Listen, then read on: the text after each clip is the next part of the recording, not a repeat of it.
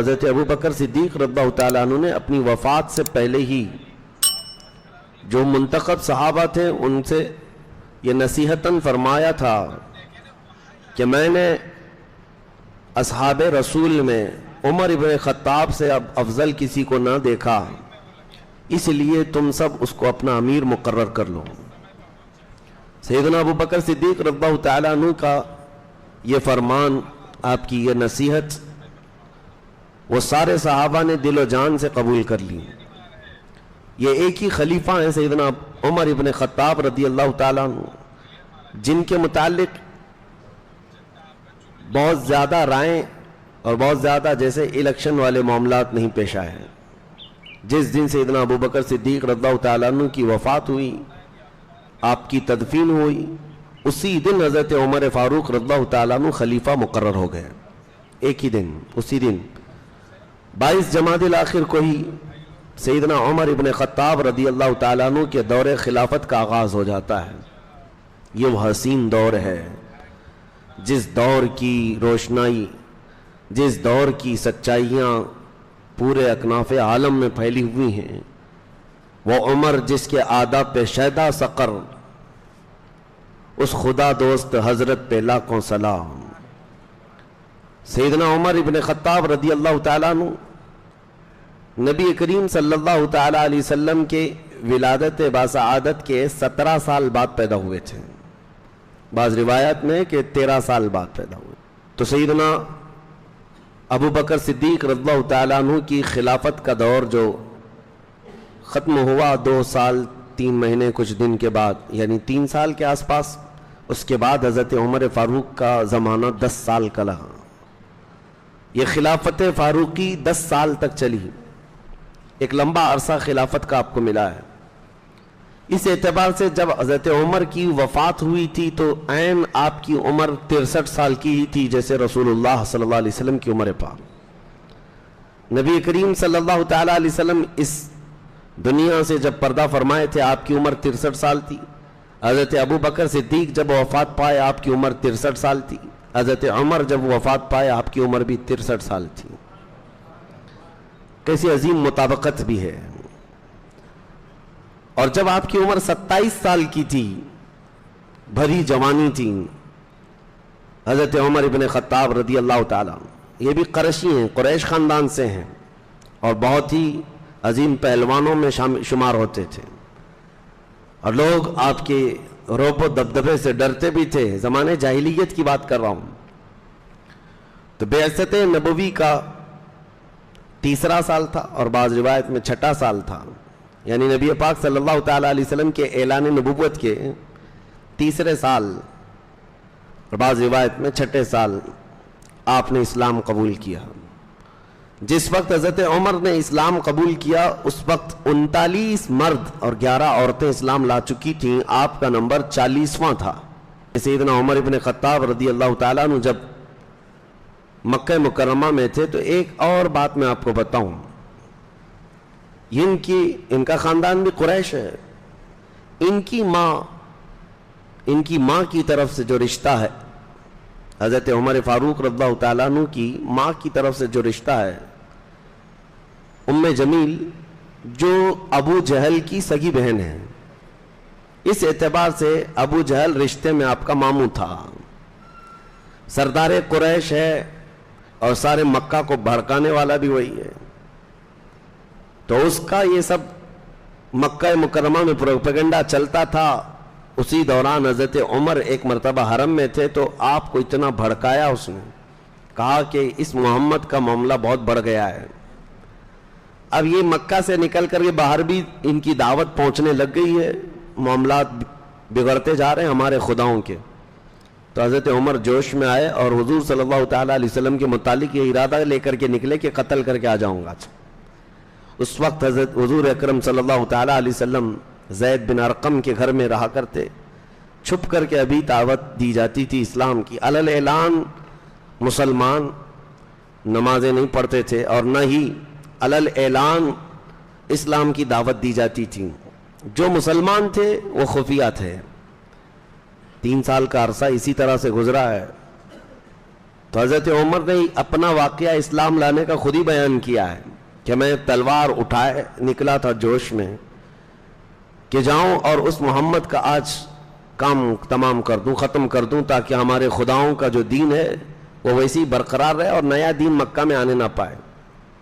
وہ جب جا رہے تھے راستے میں بنو زہرہ ایک قبیلے کے شخص ہیں، وہ صحابی تھے، مومن تھے، انہوں نے دیکھا کہ عمر کہاں جا رہے ہیں، بہت غیظ و غضب میں ہے، روک کر کے پوچھا کہاں جا رہے ہو؟ کہا اس صحابی کا، یعنی دین سے پھرے ہوئے آدمی کا میں قتل کرنے جا رہا ہوں۔ حضور کا اشارہ کیا تو اس صحابی نے دیکھا کہ ان کا ارادہ بڑا سخت ہے اور حضور صلی اللہ تعالی علیہ وسلم کے قتل کے لیے جا رہے ہیں، تو انہوں نے ان کا راستہ روکنے کے لیے کہا کہ کیا ہوگا تمہیں قتل کر کے، کیا ملے گا؟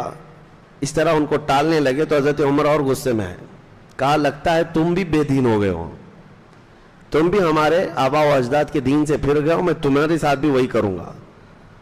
تو وہ جو صحابی تھے انہوں نے کہا اس سے بھی تعجب کی بات میں نہیں بتاؤں تم کو، میں تو ہوا ہی ہوں، لیکن تمہارے گھر میں جا کر دیکھو تمہاری سگی بہن اور بہنوی بھی اسلام لا چکے۔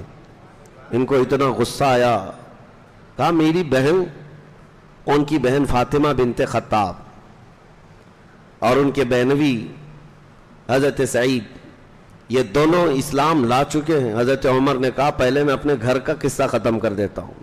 آئے تو اپنی بہن کے گھر، تو اس وقت ایک صحابی حضرت خباب، وہ ان کو قرآن پڑھا رہے تھے، یعنی حضرت عمر کی بہن اور بہنوی کو اندر قرآن پڑھا رہے تھے، حضرت عمر باہر کھڑے ہو کر سن رہے تھے۔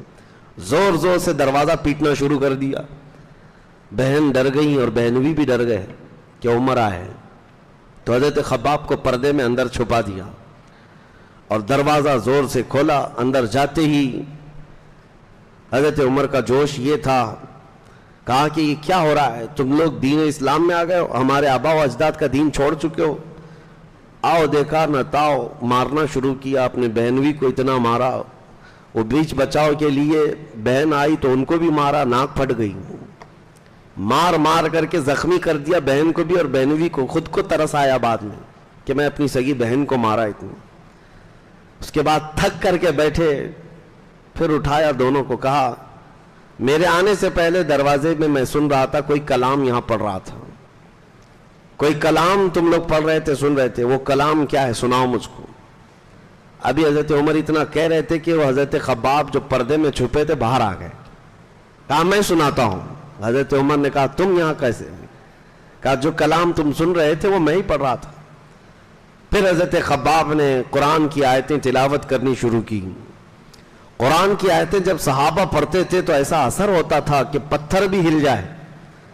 حضرت عمر سنتے گئے سنتے گئے سنتے گئے، اس کے بعد اٹھ جاتے ہیں اور کہتے ہیں میں اس محمد صلی اللہ علیہ وسلم سے ملاقات کر کے آؤں گا۔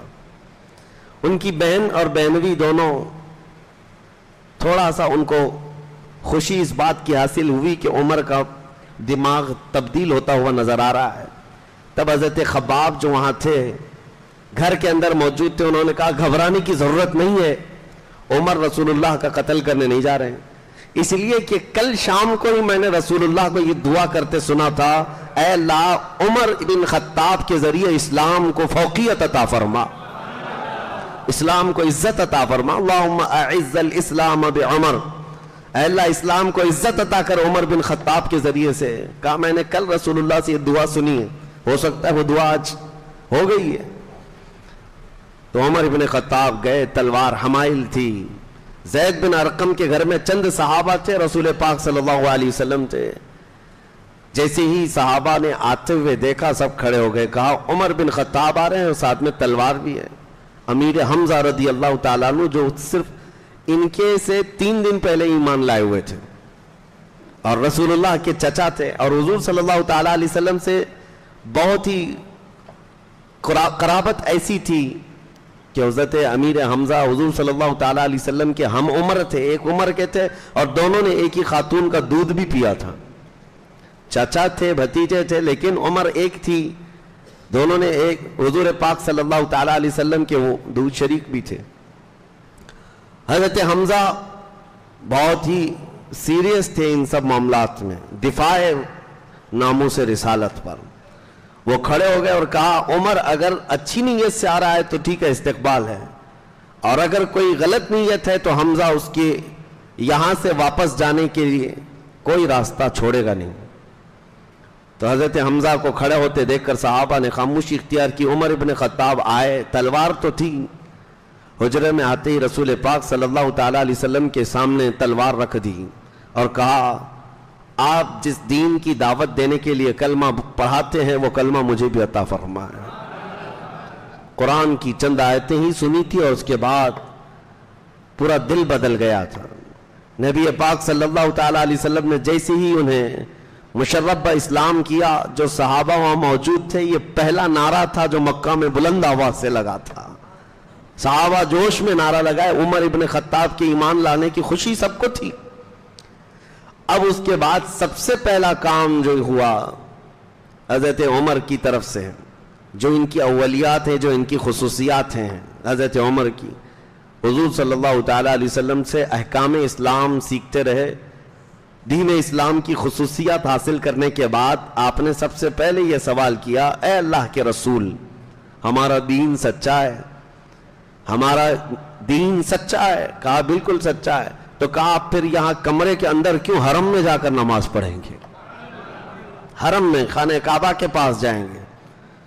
حضور صلی اللہ تعالی علیہ وسلم نے ان کی بات کو رد نہیں فرمایا۔ 40 مرد تھے اس وقت۔ حضور نے فرمایا کہ نکلو۔ 2 صفیں لگی تھی مکہ مکرمہ کی گلیوں سے، یہ گزرتے جا رہے تھے۔ ایک صف کے آگے حضرت عمر تھے، دوسری صف کے آگے امیر حمزہ تھے، اور ان کے سامنے کوئی بہادر کھڑا ہونے کو تیار نہیں تھا۔ تو حضرت عمر کے ایمان لانے کے بعد سب سے پہلے سارے صحابہ مومنین راستوں پر چلتے ہوئے حرم پاک میں داخل ہوئے اور علل اعلان وہاں پر نماز ادا کی یا عبادت کی۔ اور پہلا خطبہ حرم میں جنہوں نے دیا وہ حضرت ابوبکر صدیق تھے۔ اس کے بعد نبی پاک صلی اللہ تعالی علیہ وسلم نے عمر بن خطاب کو اسی دن ایک لقب عطا کیا، تم فاروق ہو۔ فاروق کا مطلب ہے فرق پیدا کرنے والا کفر اور اسلام کے درمیان۔ اس دن آپ نے ایسا واضح فرق بتا دیا مومنین کون ہوتے ہیں۔ سیدنا عمر ابن خطاب رضی اللہ تعالیٰ عنہ کے اسلام لانے کے بعد آپ اگرچہ بڑے پہلوان تھے، سارے تھے، لیکن پھر بھی مشقتیں برداشت کی، کیونکہ عرب سب ایک طرف ہو جاتے تھے، خاندان کے خاندان، قبیلوں کے قبیلے دشمنی پر اتر آتے تھے۔ اور اس کے بعد جب رسول کریم صلی اللہ تعالیٰ علیہ وسلم کی ہجرت کا وقت آیا تو حضور صلی اللہ تعالیٰ علیہ وسلم سے پہلے ہی حضرت عمر نے ہجرت کی تھی۔ حضور صلی اللہ تعالیٰ علیہ وسلم ابھی مدینے گئے نہیں تھے اس سے پہلے۔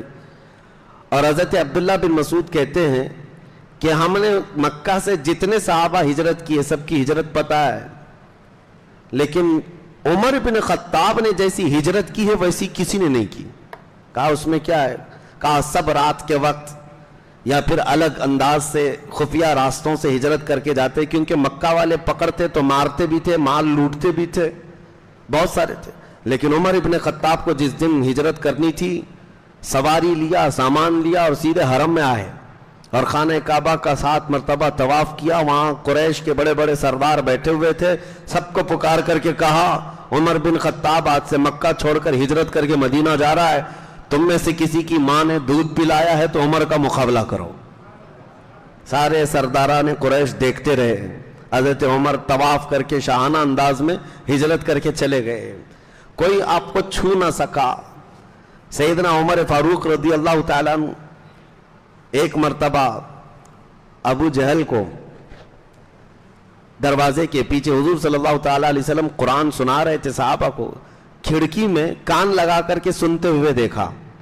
حضرت عمر نے دیکھ لیا، پیچھے سے آ کر کے اس کو پکڑا، کہا مامو جان کیا سن رہے ہو؟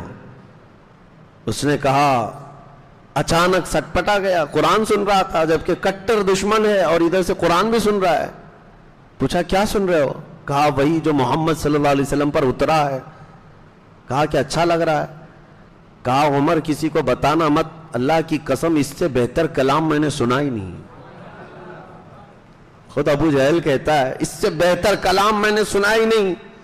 پھر آپ نے کہا ایمان لے آ جاؤ پھر اسلام میں۔ کہا نہیں، ناک کی بات ہے، ناک کا مسئلہ ہے۔ میں اگر اسلام لے آیا تو پرانی دشمنی کا کیا ہوگا، اور ہمارے قبیلے اور ہمارے خاندان کے لوگ کیا سمجھیں گے، یہ کیا سمجھیں گے والا مسئلہ کئی لوگوں کو لے کر ڈبو دیتا ہے. بہت سارے اسی گمراہی میں مر جاتے ہیں. اسی لیے میرے عزیزو، حق کی تلاش میں یہ مت دیکھنا کہ قوم کیا کہتی ہے، عوام کیا کہتی ہے. یہ جو ہجری سال ہے یہ حضرت عمر فاروق رضی اللہ تعالیٰ عنہ کا قائم کیا ہوا ہے. تو ظاہر سی بات ہے جس نے تاریخ کی بنیاد رکھی، پھر جب تاریخ بیان ہو تو اس کا بیان تو ہوگا ہی. لیکن سیدنا عمر ابن خطاب رضی اللہ تعالیٰ عنہ کے فضائل و مناقب بیان سے بہت زیادہ ہیں، بہت زیادہ ہیں. بس ان کی فضیلت میں اتنی بات کافی ہے کہ میرے آقا صلی اللہ تعالیٰ علیہ وسلم نے فرمایا، کل جیسے میں نے ایک حدیث بتائی تھی حضرت ابو بکر صدیق کی فضیلت میں اتنا کافی ہے کہ رسول اللہ صلی اللہ علیہ وسلم نے فرمایا، جتنے لوگوں نے میرے ساتھ احسان کیا میں نے سب کے احسان کا بدلہ چکا دیا سوائے ابو بکر کے. یہ ان کی فضیلت میں کافی ہے. اللہ کے نبی نے فرمایا. عمر ابن خطاب رضی اللہ تعالیٰ عنہ کی فضیلت میں اتنی بات کافی ہے کہ میرے آقا نے فرمایا، اگر میرے بعد کوئی نبی ہوتا تو وہ عمر ہوتے، لیکن میں خاتم النبیین ہوں، میرے بعد کوئی نبی نہیں ہوگا. تو یہ اتنی فضیلت کافی ہے. بلکہ حضرت کعب احبار رضی اللہ تعالیٰ عنہ وہ فرماتے ہیں کہ حضرت عمر کی پوری زندگی دیکھو تو بنی اسرائیل میں ایک بادشاہ تھا، اس بادشاہ سے ملتی جلتی ہے ساری اسی طرح سے. اور آپ کے اوصاف حمیدہ، آپ کے خصائل، آپ کے مناقب، آپ کی فضیلتیں صرف احادیث میں نہیں ہیں، تورات و انجیل میں بھی آئی ہوئی ہیں. پرانی کتابوں میں بھی حضرت عمر فاروق رضی اللہ تعالیٰ عنہ کے متعلق بشارتیں آئی ہوئی.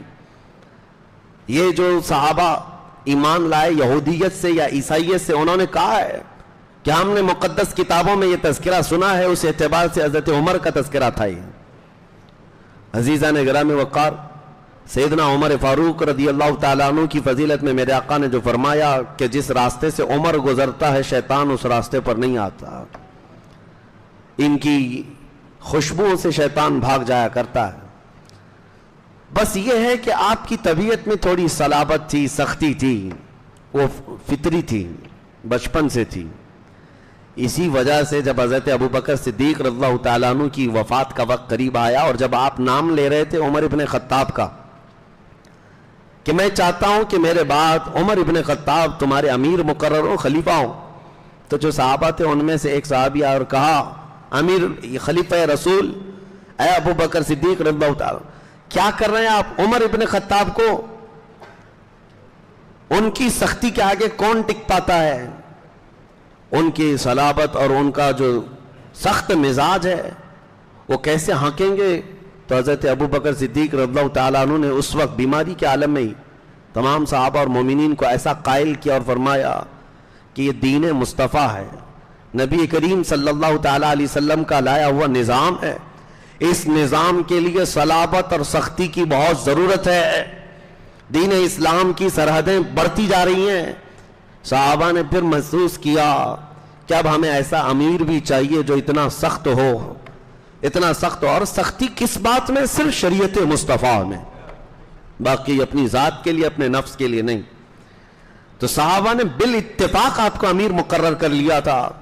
حالت تو یہ تھی کہ حضرت عمر فاروق کندھے پر کوڑا لے کر کے بازار میں گھومتے تھے. جب مدینے کے بازاروں میں جاتے تھے کوڑا ان کا کندھے پر ہی رہتا تھا، جہاں جس کو کچھ گناہ کرتے ہوئے پاتے وہیں کوڑے لگاتے تھے. شریعت مصطفیٰ میں کوڑے کی بھی ضرورت پڑتی ہے.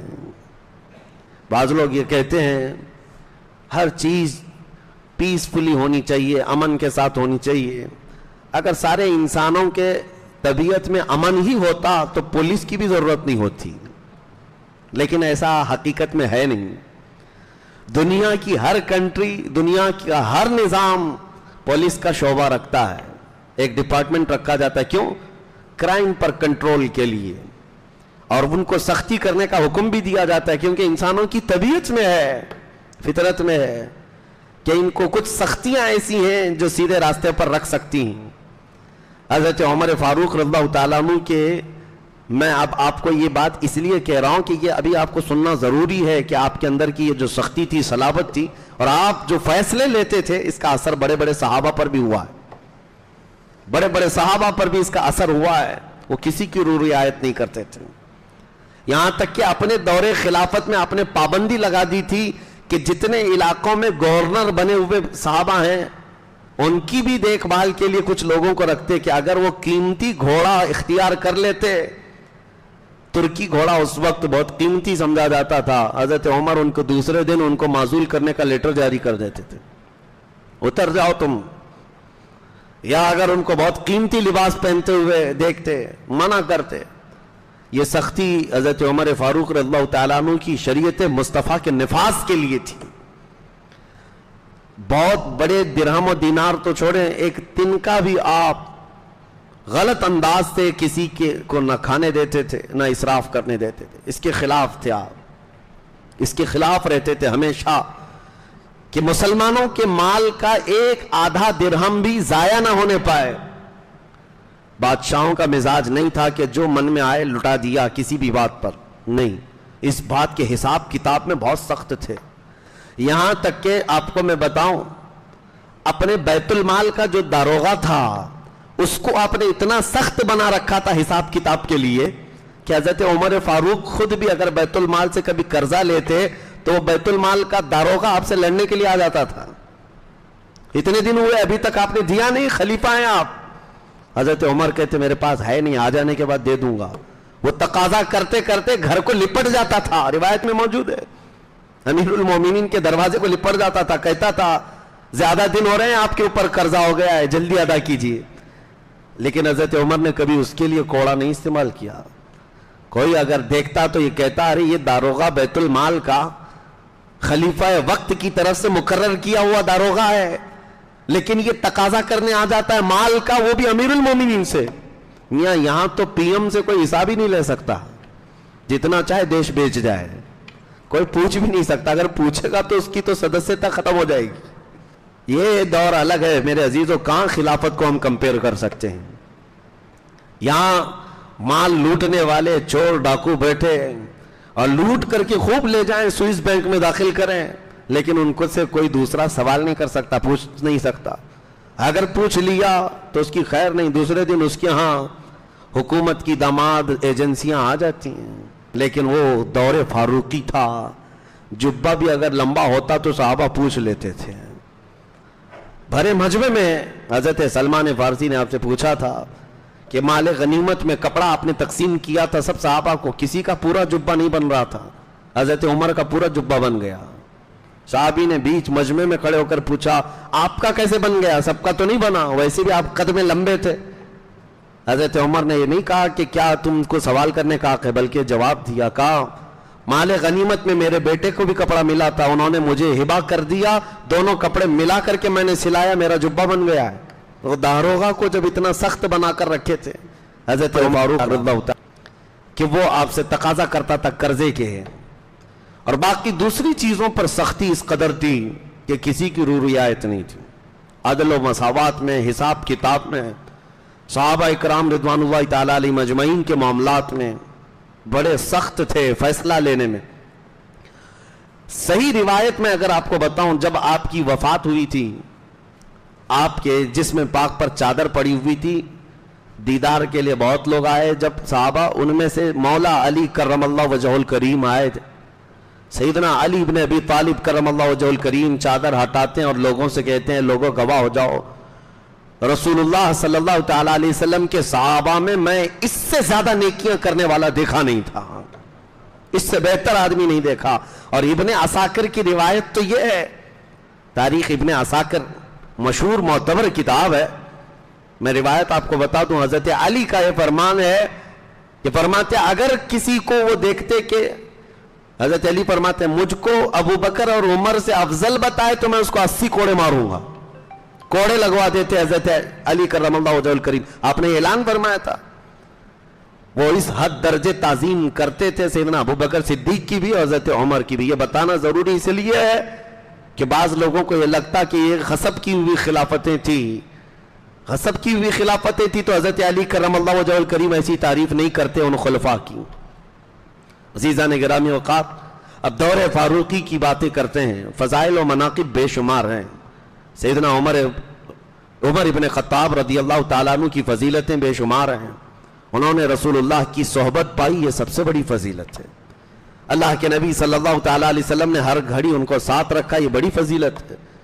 اور آج تک بلکہ میرے آقا صلی اللہ تعالیٰ علیہ وسلم کا ایک فرمان ہے، سنو، فرماتے ہیں رسولullah صلی اللہ علیہ وسلم ہر نبی کے لیے وزیر ہوتے ہیں، مجھے اللہ تعالیٰ نے آسمانوں میں 2 وزیر دیے اور زمین پر بھی 2 وزیر دیے۔ آسمانوں میں میرے 2 وزیر جبرائیل و میکائیل ہیں، اور زمین میں میرے 2 وزیر ابو بکر و عمر ہیں۔ اور دیکھو تو آج بھی اس ہرے گنبد کے نیچے بادشاہ آرام فرمائے اور دونوں وزیر پہلو میں سوئے ہوئے ہیں۔ اس بات کی علامت ہے، ہم نے پڑھا تھا کہ بادشاہ جب کرسی پر براجمان ہوتا ہے اور وزیر اس کے آس پاس ہیں تو یہ علامت ہوتی ہے کہ بادشاہ کا نظام ابھی چل رہا ہے، اور اگر وزیر چلے گئے تو یہ علامت ہوتی کہ اب بادشاہ کی مجلس ختم ہو گئی ہے، رعایا کے اب معاملات سنے نہیں جائیں گے۔ جب تک وزیر اگل بغل ہوتے ہیں یہ علامت ہوتی ہے کہ رعایا کے معاملات سنے جائیں گے، ابھی نظام چل رہا ہے۔ قربان جاؤ اس حسین گنبد خضرا کی چھاؤں کے نیچے بادشاہ اعظم بھی آرام فرمائے اور پہلو میں دونوں وزیر بھی ہیں، یہ اس بات کی علامت ہے کہ نظام بھی چل رہا ہے اور رعایا کی سنی بھی جا رہی ہے۔ اور اس سیدنا عمر بن خطاب رضی اللہ تعالیٰ عنہ کے فضائل و مناقب کے بعد اب ہم آگے بڑھتے ہیں۔ دور فاروقی کی سب سے بڑے جو چیلنجز تھے تاریخ اسلام میں، یہ ضروری ہے۔ اب آپ کو میں بتاتا ہوں کہ اسلام کی سرحدیں کہاں سے کہاں تک لے گئے۔ حضرت عمر کا زمانہ ہے، اور آپ نے کل سنا تھا حضرت ابوبکر صدیق کے دور میں حضرت خالد بن ولید نے ایران کو چھیڑ کر رکھا تھا۔ عراق کے بہت سارے علاقے آپ نے فتح کر لیے تھے، اجنادین وغیرہ، فرات کے علاقہ، اور حضرت خالد بن ولید رضی اللہ تعالیٰ عنہ کی یہ مہم اب روک دی گئی تھی۔ ایران کے سخت گیر لوگ تھے، یزدگرد ان کا جو بادشاہ تھا ایران، کسرا، بھائی سپر پاور کہتے ہیں اس زمانے کی، ہزاروں نہیں لاکھوں کی فوج رکھتے تھے، اتنا آسان نہیں تھا۔ مہم تو چھڑی تھی حضرت ابوبکر صدیق کے زمانے میں، اور حضرت خالد بن ولید ملک شام گئے، وہیں تھے۔ شام رومیوں کے قبضے میں تھا، جو رومن امپائر ہے۔ اب حضرت عمر فاروق رضی اللہ تعالیٰ عنہ کو یہ خبر تھی اچھی طرح سے کہ صدیق اکبر کے زمانے میں ایران کے ان علاقوں میں مہم چل رہی ہے، مسلمان گئے ہوئے ہیں، کچھ علاقے بتے ہوئے، تو آپ نے اسی مہم کو اور تازہ کرنے کے لیے اپنی خلافت کا سب سے پہلا خطبہ دیا۔ خلافت میں آنے کے بعد خطبہ دیا اور مسلمانوں کو ابھارنے لگے۔ تقریباً 20 دنوں تک کوئی آئے نہیں۔ پھر اس کے بعد جلال فاروقی ایسا تھا، آپ کے خطبے نے ایسا جوش بھر دیا کہ مدینہ طیبہ اور اطراف کے سارے مسلمان جمع ہونے شروع ہو گئے کہ ہم جائیں گے اس ایران کی طاقت کو طاقت و تاراج کریں گے۔ اب اس فوج کو جب حضرت عمر فاروق نے جمع کیا، ابو عبید ثقفی ہیں، بنو ثقیف قبیلے کے صحابی تھے، ان کی سپہ سالاری میں حضرت عمر فاروق رضی اللہ تعالیٰ عنہ نے مدینہ طیبہ سے فوج روانہ کی، اور یہ فوج نکلی، پھر ایران کی ان سرحدوں میں داخل ہونے لگی۔ ایران کے یزدگرد کو جب پتا چلا کہ مسلمان آ رہے ہیں، تو چونکہ پہلے ہی جنگوں میں خالد بن ولید نے ان کے دانت کھٹے کر رکھے تھے، انہیں پتا تھا، تو اپنا مشہور و معروف پہلوان، جس کو آج بھی دنیا نام سے یاد رکھتی ہے، رستم پہلوان، یہ ایران کا پہلوان ہے، اور اس کی پہلوانی کے چرچے پوری دنیا میں تھے، رستم کو تیار کیا، اور 20,000 کی فوج دے کر کے یزدگرد نے بھیج دیا مسلمانوں کی اس فوج کو روکنے کے لیے۔ حضرت ابو عبید ثقفی یہ بڑے جوش میں نکلے تھے، اور ان کے ساتھ جو صحابہ تھے وہ تقریباً 2,000 تھے۔ 2,000 ان صحابہ کو لے کر کے وہ عراق میں پہلے داخل ہوئے، عراق کے کچھ علاقے فتح کرتے ہوئے فرات کے آگے جا رہے تھے، تو بہت سارے لوگوں نے منع کیا تھا، اس کے باوجود حضرت ابو عبید فرات کے اس پار گئے۔ ایرانی اس وقت جو لڑتے تھے وہ ہاتھیوں پر بیٹھ کر لڑتے، اور عرب جو ہے گھوڑوں پر بیٹھ کر لڑتے تھے، گھوڑوں کا رواج تھا، اور ان کے ہاتھی پر بیٹھ کر سوار ہو کر آتے، اور ان کے دیو پیکر ہاتھی ایسے تھے کہ جب وہ میدان میں آئے تو ان کے گھوڑے بدک گئے، بڑے بڑے جانوروں کو دیکھ کر، ہاتھیوں کو، تو مسلمان پسپا ہو گئے، پیچھے کی طرف ہٹنے لگے، اور اسی اسنا میں ایرانیوں کے ہاتھیوں کے حملے سے حضرت ابو عبید ان کے نرغے میں آ گئے، اور ایک ہاتھی نے اپنے سونڈ میں دبا کر اپنے پیر میں ان کو کچل دیا، وہ شہید ہوئے۔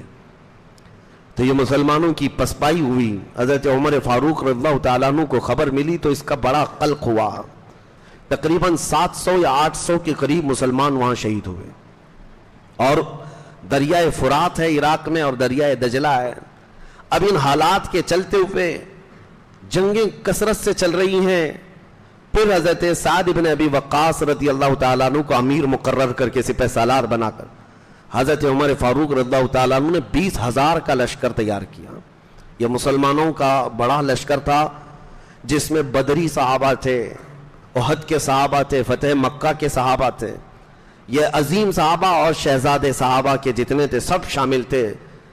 اور اس میں اتنا جوش تھا کہ خود حضرت عمر فاروق دوڑے دوڑے اس جنگ میں آنا چاہتے تھے۔ آپ کو لوگوں نے روک دیا کہ مدینہ کو خالی نہیں کیا جا سکتا، آپ یہاں رہے۔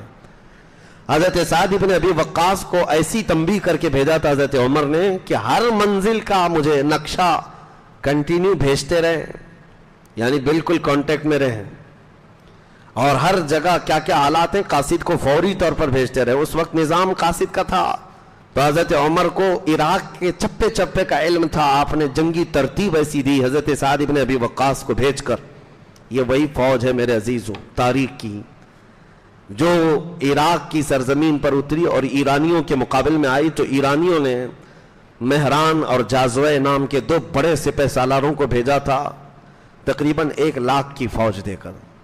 اور یہ ہے جنگ قادسیہ جو مشہور ہے جنگوں میں۔ جنگ قادسیہ کا نام اگر آپ سرچ کریں تو آپ کو پتہ چل جائے گا، ایک بہت ہی عظیم جنگ لڑی گئی، آسان نہیں تھی۔ 20,000 صحابہ، اور اس کے بعد ان کی 1,00,000 کی نہیں بلکہ 2,00,000 کی فوج ہو گئی، اور ان میں ہاتھی، بڑے بڑے قسم کے پہلوان سب جمع ہوئے۔ قادسیہ کا یہ میدان حضرت سعد بن ابی وقاص کی سپہ سالاری میں لڑا جانا تھا۔ پہلا ہی دن ایسا تھا کہ کثرت سے مسلمان شہید ہوئے، لیکن پیچھے نہیں ہٹے جنگ قادسیہ میں۔ اور یہ جنگ ایسی تھی جہاں صحابہ اپنا جگر نکال کر رکھ چکے تھے۔ کئی ایسے صحابہ ہیں جن کی قربانیوں کو ذکر کرنے کے لیے طویل وقت درکار ہے، طویل وقت۔ جنگ قادسیہ میں ایک صحابی حضرت خنسا، یہ پہلے زمانے جاہلیت کی شاعرہ تھیں، شعر و شاعری کرتی تھیں، اور ان کی شعر و شاعری ایسی مشہور تھی جب کوئی مرتا تھا عرب میں تو اس پر مرثیہ بولا جاتا تھا۔ مرثیہ ماتم کرنے کے لیے، رولانے کے لیے شعر بولتے تھے۔ تو یہ خنسا اس بات میں مشہور تھی جب ان کے بھائی کا انتقال ہوا تھا، اور ایک بار باپ کا انتقال ہوا تھا، تو اپنے بھائی اور باپ کے انتقال کے وقت جو انہوں نے مرثیے پڑھے تھے، عرب لوگ 2 سال تک سن کر روتے تھے۔ انہوں نے 2 سال تک رلایا ہے، نئے نئے شعر بول بول کر کے لوگوں کو رلایا، جیسے آج ماتم کی مجلسوں میں رلایا جاتا ہے۔ تو اس وقت یہ ماتم کا رواج تھا، نوحہ کرتی تھیں عورتیں، اور عرب کی جاہلیت میں مرنے پر اس طرح کے مرثیے پڑھے جاتے تھے۔ یہ وہ خنسا ہیں جو زمانے جاہلیت کی مشہور شاعرہ۔ اللہ اکبر، دین اسلام جب کسی کے سینے میں داخل ہوتا ہے تو تبدیلی کیسے آتی ہے۔ یہ وہی خنسا ہیں جنگ قادسیہ کے لیے جب مدینے میں صحابہ جمع ہو رہے تھے، یہ خاتون دوڑی دوڑی حضرت عمر کے پاس آئی اور کہا میرے 4 بیٹے ہیں، میں چاروں کو بھیجنا چاہتی ہوں۔ 4 لڑکے ہیں۔ لوگوں نے تو یہ دیکھا حضرت خنسا صحابیاں ہیں، ایمان لا چکی ہیں، 4 جوان بیٹوں کا ہاتھ پکڑ کر کے جنگ میں لے آئی تھیں۔ اب یہ مرثیے کے شعر نہیں پڑھتی تھیں، غم کے اشعار نہیں پڑھتی تھیں، بلکہ جب مجاہدین میدان میں اترتے تھے ان کو جوش دلانے کے ایسے اشعار پڑھتی کہ کوئی پیچھے مڑنا بھی پسند نہیں کرتا تھا۔ عورت بول رہی ہے، عورت کے شعر و شاعری ہیں، تو اپنے بیٹوں کو اپنے اشعار سے ایسا مضبوط کر کے میدان میں اتاری تھیں۔ کہاں ہیں وہ مائیں آج بچوں کے لیے خوف زدہ ہوتی ہیں؟ کہاں وہ ماں ہے جو 4 جوان بیٹوں کو میدان میں اتار کر پھر پیچھے کھڑی ہو کر شعر و شاعری بھی کر رہی ہیں، صرف اس بات پر کہ تم دنیا کی اس عظیم قوم سے وابستہ ہو جس کا امیر محمد رسول اللہ ہے، جس کے رسول محمد رسول اللہ ہیں۔ وہ اشعار میں ایسی باتیں کہتی۔ اتفاق ایسا ہے کہ اس جنگ قادسیہ میں حضرت خنسا کے 4 بیٹے شہید ہوئے، 4 بیٹے ایک ساتھ انتقال کیے ہیں. تو عرب میں یہ بات پھیل گئی کہ خنسا اب کیسے مرثیہ پڑے گی. بھائی کی موت پر تو 2 سال رلایا, باپ کی موت پر تو 2 سال رلایا, 4 بیٹے مر گئے, اب کیا پڑے گی اور کتنا رلائے گی. لوگوں نے آ کر کہا اب کون سے مرثیہ پڑھو گی. حضرت خنسا نے کہا 4 بیٹوں کی موت پر اب میں یہ پڑھوں گی انا للہ و انا الیہ راجعون. بس ہم اللہ کے لیے ہیں اور اللہ ہی کی طرف لوٹنے والے ہیں. اسلام پورا دل بدل دیتا ہے. زمانے جاہلیت کے سارے کام بدل جاتے ہیں. یہ آج کیسی بات ہے کہ اسلام میں پیدا ہوئے, اسلام میں بڑھے ہو, لیکن جاہلیت کے افعال اور کردار آج بھی تمہارے اندر پائے جاتے ہیں. کچھ ہندوؤں کے, کچھ کرسچنوں کے, کچھ پتہ نہیں کہاں کہاں کے. تمہارے گھروں میں یہ سب رسومات گھر کرنے لگ گئے. وہ ایسے تھے کہ دین میں آنے کے بعد پرانی ساری چیزیں ایسے نکال دیتے تھے. تبدیلی آتی تھی. جنگ قادسیہ ہے. جنگ قادسیہ میں سعد ابن ابی وقاص نے بڑی جواں مردی کے ساتھ سپہ سالاری کا حق ادا کیا, اور اس میں بہت سارے صحابہ شہید ہوئے. یہ 3 دن تک چلی جنگ, اور اس کے بعد حضرت اسما کی یہاں پر وہ کارکردگی بیان کے قابل. حضرت اسما یہ صدیق اکبر کی بیٹی, انہوں نے دیکھا یہاں پر حضرت اسما رضی اللہ تعالیٰ عنہ کی یہ کارکردگی بیان کی جاتی ہے.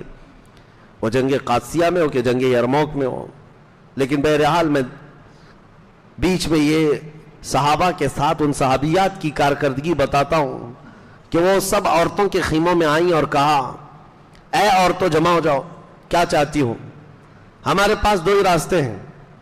اگر ہمارے مرد جتنے ہیں شہید ہو گئے, اگر یہ مارے گئے تو ہمارے پاس 2 ہی راستے ہیں. یا تو دشمن قوم کی باندی بن جائیں گے, ہم وہ غلام بنا کر ہمیں لے جائیں گے, کنیز بنا کر کفار و مشرکین کے ہاتھوں میں باندی بن کر کے رہنا پڑے گا, یا اگر بچ کر کے واپس بھی جاؤ گی تو بیوہ بن کر کے رہنا پڑے گا. 2 میں سے ایک چیز ہے تمہارے پاس. عورتوں نے پوچھا کیا کرنا ہے. کہا اٹھو اور اپنے جوانوں کو جوش دلاؤ. تو ان کے جو خیمے لگتے تھے, جھونپڑیاں ہوتی تھی, 4 لکڑیاں گاڑ کر کے اس پر پردہ ڈال کر خیمے بنائے جاتے تھے. حضرت اسما نے کہا 4 عورتیں خیمے کی 4 چوب لکڑیاں اٹھائیں اور دوڑ پڑیں. تو عورتیں وہ خیمہ اکھاڑ کر کے میدان میں دوڑتی تھیں. شام کا وقت تھا اور یہ جو لشکر مقابل میں تھا یہ دیکھ کر کے گھبرا گیا. انہوں نے کہا کہ نہ اس میں انسان نظر آتا ہے, نہ کوئی فوجی ہے, یہ تو جھوپڑیاں خود ہی چلتی آ رہی ہیں, یہ گھر چلتے ہوئے آ رہے ہیں ہماری طرف. ایسی بھگدڑ مچی تھی ان کے اندر کہ وہ آپس میں ایک دوسرے کے اوپر گرتے پڑتے تھے. پتہ نہیں ان کے جانور کتنے ان کو کچل گئے ہیں. ان کے اس کردار پر مسلمانوں کو فتح عظیم حاصل ہوئی تھی. جنگ قادسیہ کے بعد ایران میں ایسی بات پھیل گئی کہ اب ایرانیوں کی طاقت ختم ہونے لگی. میرے عزیزو, ایک جنگ میں 10-10 ہزار ایرانی مارے گئے ہیں. یہ معمولی بات نہیں تھی. اس وقت ان کے دور میں کبھی 2000 کبھی 10,000 مقابل میں ہوتے رہے. اب اس کے بعد مسلمانوں کا یہ جمع غفیر سعد ابن ابی وقاص کے ساتھ دریائے دجلہ پر آیا. اب تاریخ کی وہ اہم بات میں عرض کرنے جا رہا ہوں, دور فاروقی کی. یہ عراق پورا فتح کر چکے تھے, اب ایران کی سرحد کے اندر داخل ہونا تھا. اب بچا کچا ایران جو پرشین امپائر ہے انہوں نے اپنے ایران کو سنبھال رکھا تھا. دور دور سرحدیں پھیلی تھی, مسلمان چلتے چلتے سرحدوں میں اندر آ گئے تھے. جو آج کا ایران ہے اتنا ایران بچا ان کے ہاتھوں میں بچا تھا. ارے بادشاہ کے لیے کچھ تو چھوڑو.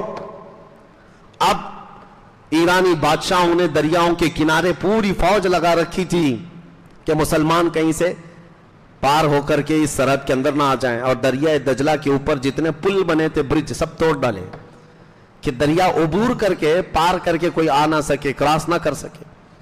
لیکن صحابہ کا جوش اور جنون ایسا تھا کہ وہ کہیں کو رکنے والے نہیں تھے.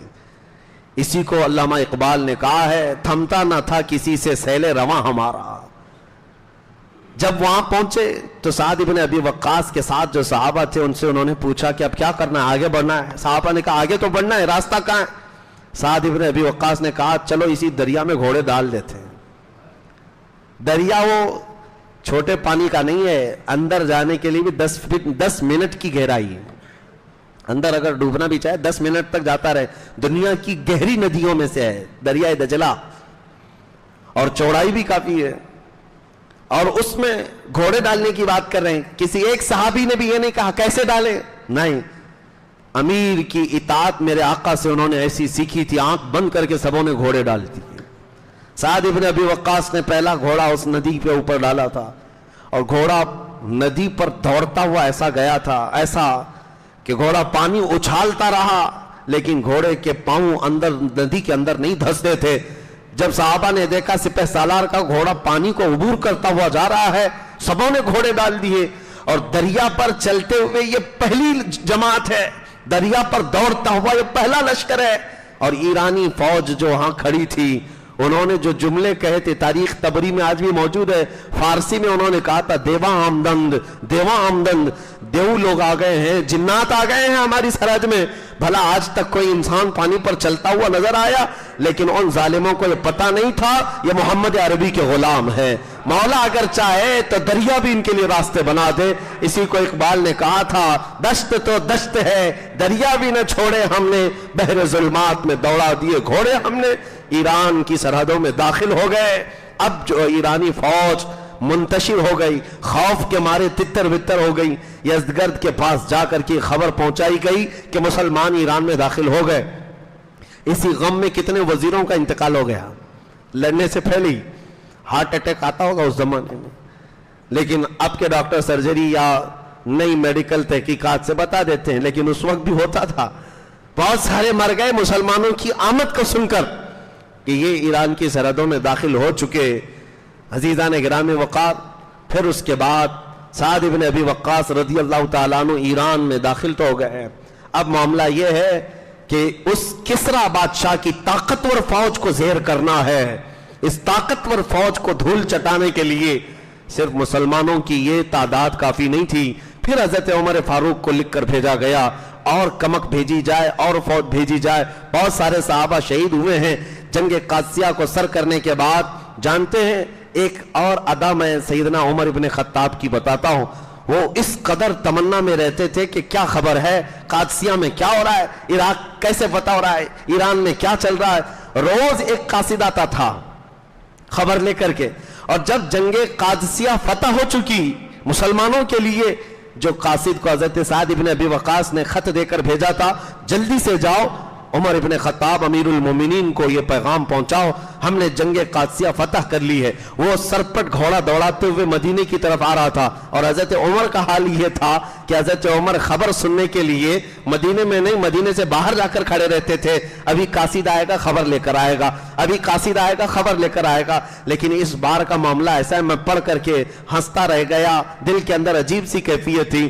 حضرت عمر کھڑے ہیں اور قاصد خبر لے کر کے آیا, وہیں سے آپ اس کو پوچھنے لگ گئے کیا خبر ہے قادسیہ کی. وہ قاصد پہچانتا نہیں تھا, وہ گھوڑا دوڑاتا جا رہا ہے اور خبر دیتا جا رہا ہے, ایسا ہوا ہے ویسا ہوا ہے. اور حضرت عمر گھوڑے کی دم پکڑ کر کے دوڑتے ہوئے جا رہے ہیں اور خبر سنتے ہوئے جا رہے ہیں, اور وہ ان کو دوڑا رہا ہے اور خبریں سنا رہا ہے. حضرت عمر دوڑتے دوڑتے تھک گئے اور گھوڑے کے پیچھے آئے. مدینے میں مدینے والوں نے دیکھا, اس گھوڑ سوار کو کہا, ارے میاں امیر المومنین کو کیوں دوڑا رہے ہو؟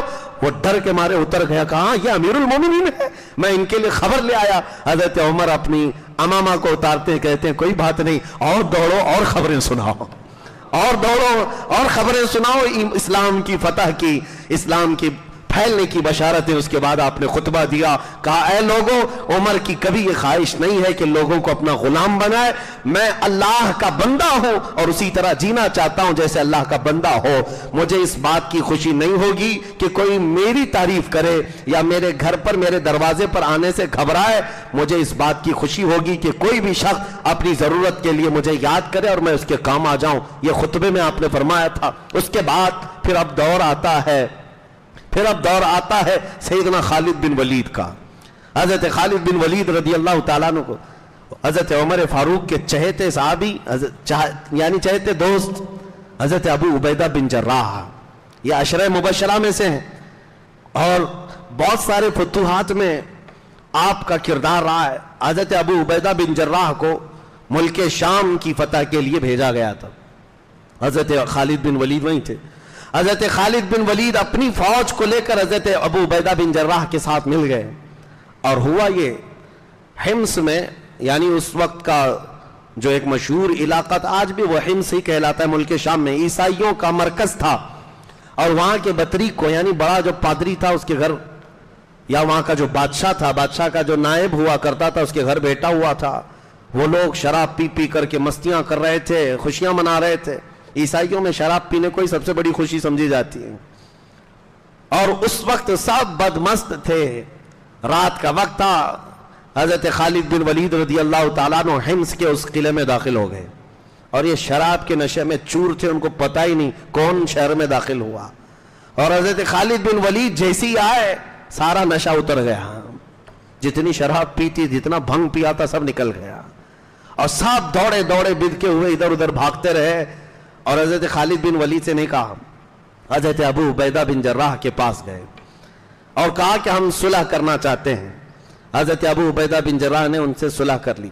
ایک طرف حضرت خالد بن ولید جنگ کرنے آئے تھے، دوسری طرف ابو عبیدہ بن جراح صلح کر رہے تھے، اور اسی اسنا میں دمشق جو آج بھی راجدھانی ہے ملک شام کی، حضرت خالد بن ولید کا صرف چل کر کے آنا تھا، جنگ کرنا نہیں تھا، ان کو صلح پر مجبور کر دیا، صرف چل کر کے آئے تھے، اور اس کے بعد حضرت ابو عبیدہ بن جراح نے صلح کر لی، تو ملک شام کا یہ دمشق علاقہ سب سے پہلے اسلام میں آیا۔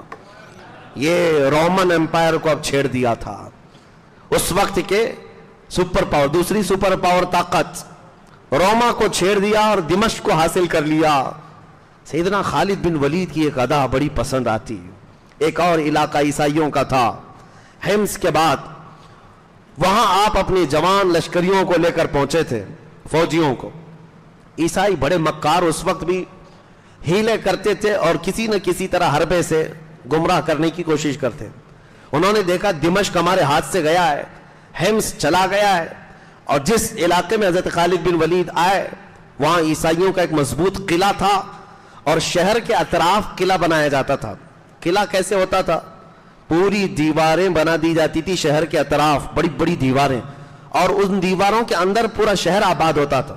کبھی آپ اجمیر شریف جاتے ہیں تو بڑے بڑے دروازے دیکھتے ہوں گے، جو اس زمانے کے سرحدیں ہوا کرتی تھی شہر کی، اور کوئی بھی داخل ہوتا تو اس دروازے کے اندر سے ہی جانا ہوتا۔ اس طرح قلعے کے اندر بند ہو جاتے تھے، جنگیں اسی طرح لڑی جاتی تھیں۔ تو ان عیسائیوں نے سارے دروازے بند کر لیے اور قلعے کے اندر بیٹھ گئے، کیونکہ ان کو پتہ چل گیا خالد بن ولید اپنا لشکر لے کر آ رہے ہیں۔ لڑنا تو تھا نہیں۔ یہ محاصرہ 40 دن تک چلا، یعنی حضرت خالد بن ولید پیچھے ہٹنے والے تو نہیں تھے، پورے فوج کو لے کر کے انہوں نے بھی پڑاؤ ڈال لیا کہ ہم بھی یہیں رہیں گے، تم جب تک باہر نہیں آؤ گے ہم بھی باہر ہی بیٹھے رہیں گے۔ اب یہ چاروں طرف سے جو مسلمان بیٹھے ہوئے تھے اتنے دنوں تک، عیسائیوں کا جو پادری اندر تھا اس نے مشورہ کیا ان کے ساتھ جنگ نہیں لڑ سکیں گے، ہم لڑنا مشکل ہے، ان کو میں ایک دوسرے طریقے سے زیر کر سکتا ہوں۔ کیا ہے؟ خالد بن ولید کی فوج میں جوان لشکری زیادہ ہیں، اور ہر جوان مال و دولت اور عورت کی طرف جلدی جاتا ہے۔ تو اس پادری نے یہ کیا کہ میں شہر کی ساری بڑی اور خوبصورت لڑکیوں کو لا کر میدان میں کھڑا کر دوں گا، اور خالد بن ولید سے صلح کے نام پر میں معاہدہ کر لوں گا، ایک شرط رکھوں گا کہ اس بازار سے گزرتے ہوئے قلعے تک آ جاؤ، صحیح سلامت آ گئے تو چابیاں تمہارے حوالے کر دیں گے۔ لیکن خالد بن ولید کو انہوں نے بتایا نہیں۔ جا کر کے خالد بن ولید سے عیسائی پادری نے کہا ہم لڑنا نہیں چاہتے، آپ آئے ہیں ٹھیک ہے، ہم صلح کریں گے، لیکن ہماری یہ شرط ہے 3 دن کے بعد آپ اپنی اس فوج کو لے کر اس بازار سے گزرتے ہوئے قلعے تک آ جائیں شاہانہ شوکت کے ساتھ۔ تو حضرت خالد بن ولید نے کہا ٹھیک ہے، منظور ہے۔ 3 دن کے بعد جب اپنی فوج کو لے کر کے وہ نکلے تو ان کی یہ گھٹیا اور ذلیل حرکت دیکھ کر رک گئے۔ ان عیسائیوں نے کیا کیا تھا؟ پورے بازار میں ننگی لڑکیاں کھڑی کی، آدھے لباس میں، برہنہ لباس میں، اور دولت سے مضر کے جو انبار بچھا دیے سڑکوں پر۔ ظاہر سی بات ہے یہ نوجوان لشکریوں کو لوٹنے کے لیے، آج بھی فوج میں بہت برائیاں رہتی ہیں، مہینوں سے فوج دور رہتی ہے گھروں سے تو ان کے اندر نفسانی خواہشات آ جاتی ہیں، یہ سوچ کر کے کبھی بھی فوج کو توڑنے کے لیے اس طرح کی حرکتیں ہمیشہ کی جاتی رہیں، عیسائیوں کی طرف سے ہوتی رہیں۔ ان کو نفسانی خواہشات میں مغلوب کیا جا سکتا ہے۔ اب جیسے ہی حضرت خالد بن ولید کی نظر پڑی، اللہ اکبر، کمال استقامت ہے۔ استقامت اللہ نے کیسے دی؟ آپ کھڑے ہو گئے اور ایسی تقریر کی تھی وہ آج بھی محفوظ ہے۔ اپنے نوجوان سپاہیوں سے کہا آج تمہارے امتحان کا وقت ہے، اگر تمہارا قدم ڈگمگا گیا تو قیامت تک آنے والی نسلیں تم کو برائی سے یاد کریں گی، تم پر لعنت بھیجی جائے گی، اور اگر تمہارا قدم صحیح سلامت رہا تو قیامت تک آنے والے تم پر رحمتوں کے پھول برسائیں گے، خوشیوں سے یاد کیے جائیں گے۔ وہ جوانوں نے پوچھا ہمیں کیا کرنا ہے؟ خالد بن ولید نے کہا بس سنت مصطفیٰ پر عمل کرنا ہے۔ میں نے رسول اللہ کو دیکھا ہے کہ جب میرے آقا مدینے کے بازار میں گزرتے تھے تو آنکھیں نیچی کر چلتے تھے، حضور کی نگاہیں نیچی ہوتی، بس تم اس سنت پر عمل کر کے جاؤ اے نوجوانوں۔ اسی لیے میرے آقا نے فرمایا النظرۃ سہم من سہام الشیطان، نظر جو ہے شیطان کے تیروں میں سے ایک تیر ہے، سب سے پہلے تمہاری نظر دھوکہ کھاتی ہے۔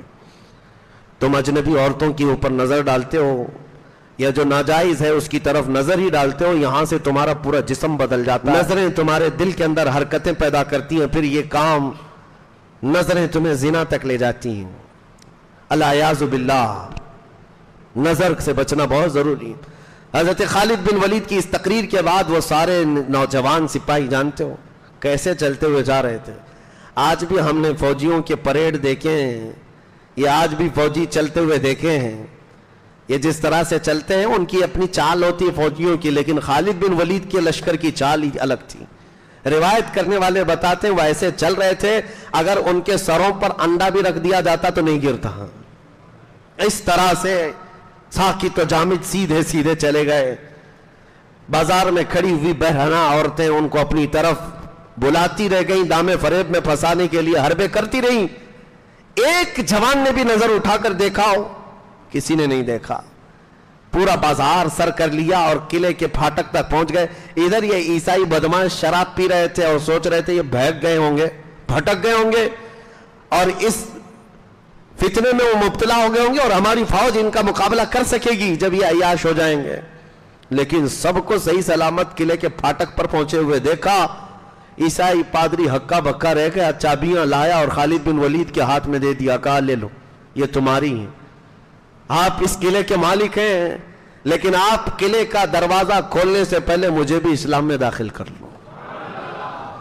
خالد بن ولید سے اس عیسائی پادری نے کہا مجھے حیرت ہوتی ہے تم نے جو جماعت جمع کی ہے یہ انسانوں کی ہے یا فرشتوں کی ہے؟ ان کے دلوں کے اندر خواہشات ہیں یا نہیں؟ ان کے اندر نفس ہے یا نہیں؟ حضرت خالد بن ولید نے کچھ نہیں کہا۔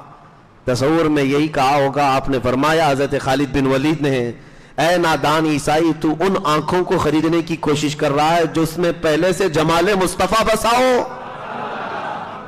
حضور اکرم صلی اللہ تعالی علیہ وسلم کو جن آنکھوں نے دیکھا ہو ان کے سامنے بھلا دنیا کا حسن کیا معنی رکھتا ہے؟ کون نظروں پہ چڑھے دیکھ کے تلوا تیرا، اعلیٰ حضرت نے سچ کہا ہے۔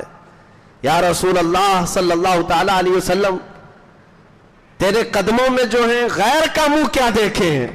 حضور کے قدموں میں جو ہے وہ غیر کا منہ کیا دیکھیں؟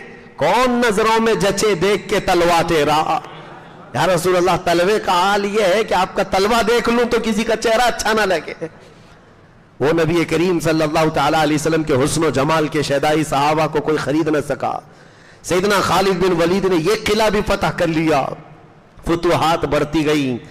میں کہہ رہا ہوں اس وقت کی دو سپر پاور طاقتوں کو ٹکر دینے والے خالد بن ولید پھر ایران میں بھی داخل ہو گئے، ایران کی بچی کچی سلطنتوں کو اکھیڑ کر پھینک دیا، ایران میں پرچم اسلام لہرانے لگا۔ پھر حضرت خالد بن ولید رضی اللہ تعالیٰ عنہ روم کو چھیڑ ہی چکے تھے۔ روم کے اندر جو بادشاہوں کا دور تھا، ہرقل موجود تھا، عظیم الروم جس کو کہتے ہیں، ان کی حالت بڑی گمبھیر تھی، یہ کہیں جنگ کرنے کو نہیں تیار تھے۔ سپر پاور جہاں بات آتی کہتے مسلمانوں سے ہم پہلے صلح کر لیں گے، ٹیکس دینا ہے ٹیکس دیں گے، مال دینا ہے مال دیں گے۔ یہاں تک کہ عراق کے کچھ علاقے جہاں عیسائی رہتے تھے، جب رومیوں سے جنگ چل رہی تھی تو چونکہ عیسائی روم کو فالو کرتے تھے تو حضرت خالد بن ولید کا عدل تو دیکھیں، کہا جن عراقی علاقوں سے جہاں عیسائی لوگ رہتے تھے ہم ان سے ٹیکس لیتے تھے۔ ٹیکس کیوں لیا جاتا تھا؟ جس کو جزیہ کہتے ہیں، جزیہ غیر مسلموں سے اس لیے لیا جاتا تھا کہ ہم تمہاری جان و مال کی حفاظت کریں گے۔ جان و مال کی حفاظت کے ہم ذمہ دار ہیں. تمہارے ساتھ کوئی برا نہیں کرے گا, کوئی دوسرا اگر حملہ نہیں کرے گا, ورنہ ہم اس کے ساتھ مقابلہ کریں گے. اس بات کے لیے اپنے مفتوحہ علاقوں میں جو غیر مسلم رہتے تھے ان سے جزیہ لیا جاتا تھا, وہ ٹیکس ہے. آج ٹی وی اینکر بیٹھ کر کے ڈیبیٹ کرواتے ہیں اس بات پر, جزیہ, ان کو جزیہ بولنا بھی نہیں آتا, جزیہ کہتے رہتے ہیں, اور اس پر منہ پھاڑ کر کے کہتے رہتے ہیں کہ یہ جزیہ لیتے تھے مسلمان, جزیہ لیتے تھے غیر مسلموں سے. کیا ظلم نہیں ہے؟ مسلمانوں سے نہیں لیتے تھے لیکن غیر مسلموں سے لیتے تھے. ارے نادانو, آج بھی یہ سسٹم ہے, آج بھی یہ سسٹم ہے. ہمارا ملک خود ہم سے ٹیکس لیتا ہے, چاہے یہاں ہندو ہو کہ مسلمان ہو, کوئی بھی ہو. اور کس بات کے لیے لیتا ہے؟ کیا یہ تاناشاہی ہے؟ ہوگی, لیکن اصل اس کا مقصد ٹیکس لینے کا یہ ہوتا ہے کہ حکومت ہر شہری کی حفاظت کی ذمہ دار ہوتی ہے کہ تمہاری حفاظت ہماری ذمہ ہے, اس کے لیے ٹیکس دیا جاتا ہے حکومتوں کو. جزیہ بھی یہی تھا. میں بات کیا کہہ رہا تھا, بیچ میں رہ نہ جائے. خالد بن ولید نے کچھ علاقوں میں جو عیسائی تھے ان سے ٹیکس لے رہے تھے پچھلے 2 سال سے. جو امیر وہاں پر گورنر تھے ان سے کہا ان کا جزیہ مال پورا واپس کر دو, ہم ٹیکس نہیں لیں گے. کیوں؟ اس لیے کہ روم سے لڑائی چل رہی ہے ہماری, اور جو یہ عیسائی ہیں یہ بھی روم کو فالو کرتے ہیں, لہذا ہم ان کی حفاظت نہیں کر پائیں گے, لہذا ہم ان سے جزیہ نہیں لیں گے, واپس دے دو. جیسے ہی ان صحابہ نے جزیہ واپس دینا شروع کیا, عراق کے کچھ علاقوں میں جو عیسائی رہتے تھے, روایت میں موجود ہے, سارے کے سارے عیسائی رو رو کر کے دعائیں کرتے تھے کہ مسلمانوں کی حکومت پھر سے آ جائے, مسلمانوں کی حکومت آ جائے, روم مغلوب ہو جائے. کیونکہ یہ ہمارے جان و مال کی جس طرح حفاظت کرتے ہیں, ہمیں دوسروں سے ڈر لگتا ہے, دوسرا کوئی بھی درندہ آئے گا ہمیں لوٹ لے گا. روایتوں میں موجود ہے وہ عیسائی, وہ روم کو فالو کرنے والے مال لے لے کر کے قطاروں میں کھڑے ہوتے اور کہتے ہم سے جزیہ لے لو تاکہ ہماری حفاظت کا ذمہ ہو جائے. لیکن صحابہ کا یہ عدل تھا کہ ہم جس بات کی حفاظت کے ذمہ دار ہوتے ہیں بس اسی سے لیتے ہیں, اور جہاں نہیں ہوگا اس سے 1 روپیہ بھی نہیں لیا جائے گا. یہ سلسلہ تھا. سیدنا خالد بن ولید رضی اللہ تعالیٰ عنہ نے روم کو بھی ٹکر دے دی. روم کی جنگوں میں بہت ساری جنگیں ہیں, لیکن یہ جنگوں کا سلسلہ فتوحات کا چلتا رہا. سیدنا خالد بن ولید لڑتے رہے, دن و رات ایک کر دیا, اور ان کی زندگی کی تاریخ کی 125 جنگیں تھیں. میرے عزیزو, کھیل کے میدان میں اتنی مرتبہ نہیں اترے ہوں گے تم جتنی مرتبہ انہوں نے جنگ میں اتر کر کے جوہر دکھائے. اور جنگ کے میدان میں اترنا کوئی تماشا نہیں ہے, اور نہ ہی یہ بازیچے اطفال بچوں کا کھیل ہے, جان ہتھیلی پر لے کر آنا ہے. خالد بن ولید رضی اللہ تعالیٰ عنہ 125 جنگیں اپنی زندگی میں لڑے. اور حیرت کی بات میں بتاؤں, 2 خصوصیات آپ کی, 2 اسپیشلٹی خصوصیات یہ ہے, ان 125 جنگوں میں ایک جنگ میں بھی آپ کو شکست نہیں ملی, ایک جنگ بھی ہارے نہیں ہیں, 125 جنگ. اور دوسری اسپیشلٹی آپ کی, دوسری خصوصیت حضرت خالد بن ولید کی یہ ہے, بہت سارے علاقے اسلام میں آئے. آذربائیجان تک حضرت خالد بن ولید کی سپہ سالاری میں فتح ہوا, آذربائیجان تک گیا اسلام. یہاں مدینہ طیبہ کی سرحدوں سے نکل کر کے ایران, عراق, شام, روم, اب اس کے بعد آذربائیجان, آرمینیا, آج کے دور میں جو یورپی یونین میں شامل ہے, وہاں تک اسلام پھیل گیا. وہ علاقے مفتوح ہو گئے, فتح کر کے پرچم اسلام لے رہا ہے. دوسری اسپیشلٹی حضرت خالد بن ولید کی جو میں بتا رہا ہوں خصوصیت, وہ کیا ہے؟ ایک تو یہ ہے 125 جنگوں میں کبھی آپ کو شکست نہیں ہوئی.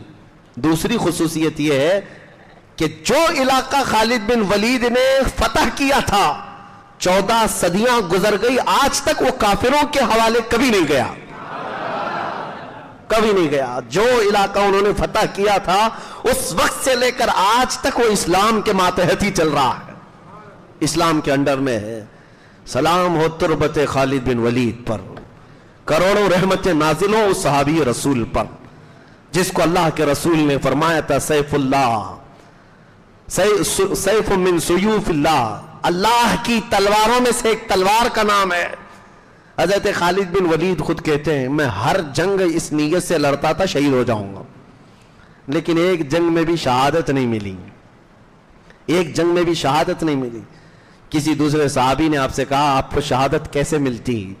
کیونکہ اللہ کے رسول نے آپ کو اللہ کی تلوار کہا، اگر آپ شہید ہو جاتے تو دنیا یہ نہ کہتی خالد بن ولید ختم ہو گئے، دنیا یہ کہتی اللہ کی تلوار ٹوٹ گئی، اللہ کی تلوار ٹوٹ گئی اور اللہ تعالیٰ کی تلوار محفوظ رہی۔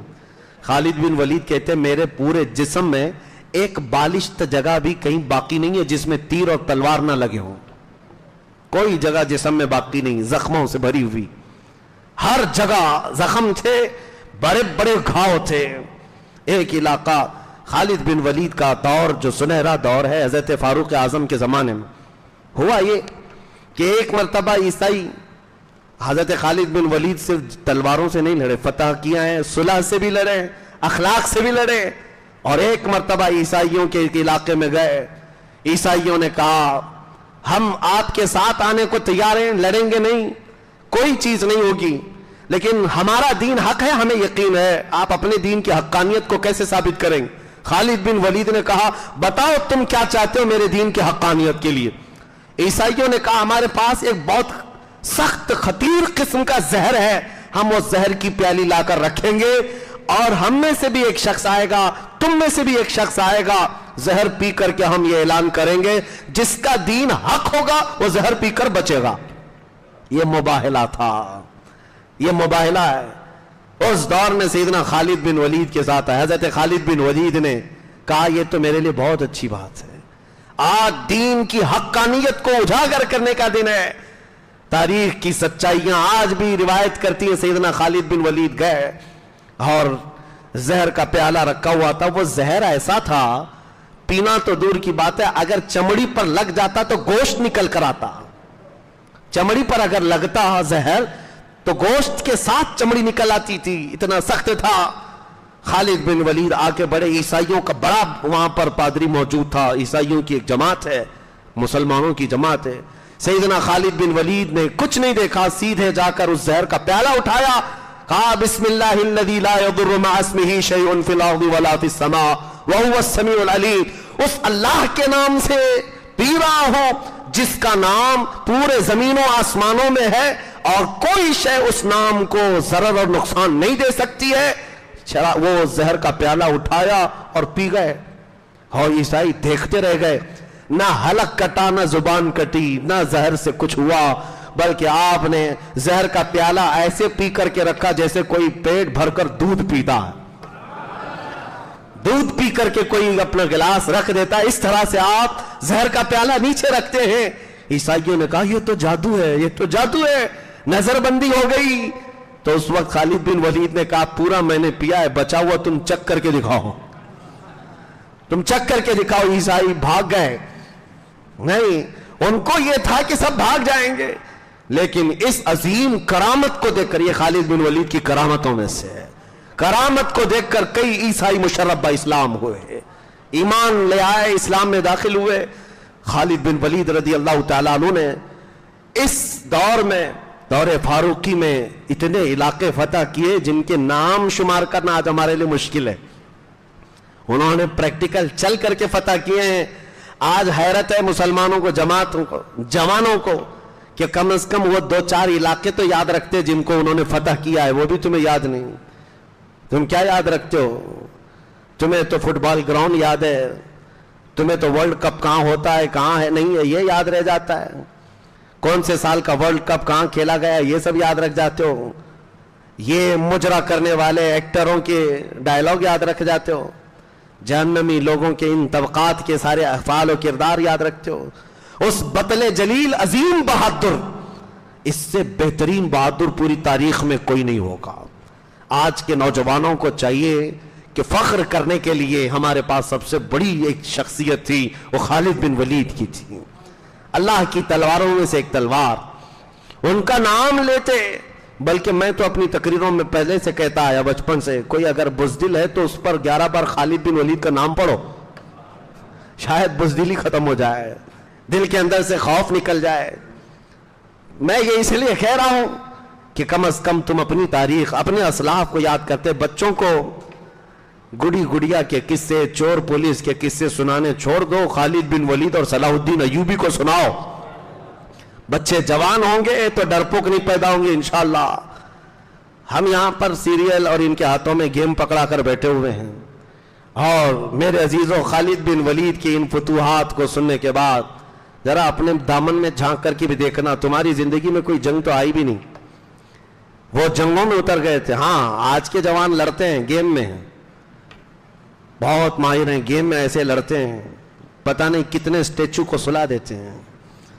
اور پب جی کے تو ایسے دیوانے رہ گئے تھے کہ ایسا لگتا تھا کہ وہ جتنے اس میں کارٹون آتے ہیں ان کو مارتے مرتے کب اس کی موت آنے والی پتہ نہیں چلتا. ان کے دلوں میں رچ بس گیا جیسے بنی اسرائیل کے دلوں میں بچڑے کی پوجا رچ بس گئی تھی. پب جی گیم اور پتہ نہیں کتنے ایسے گیم.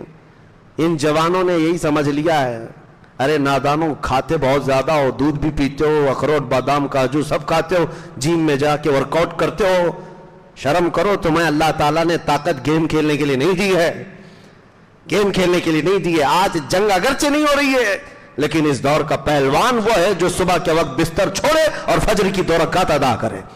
سیدنا علی کرم اللہ وجہہ الکریم نے فرمایا میرے نزدیک وہ طاقتور شخص ہے، وہ طاقتور شخص ہے.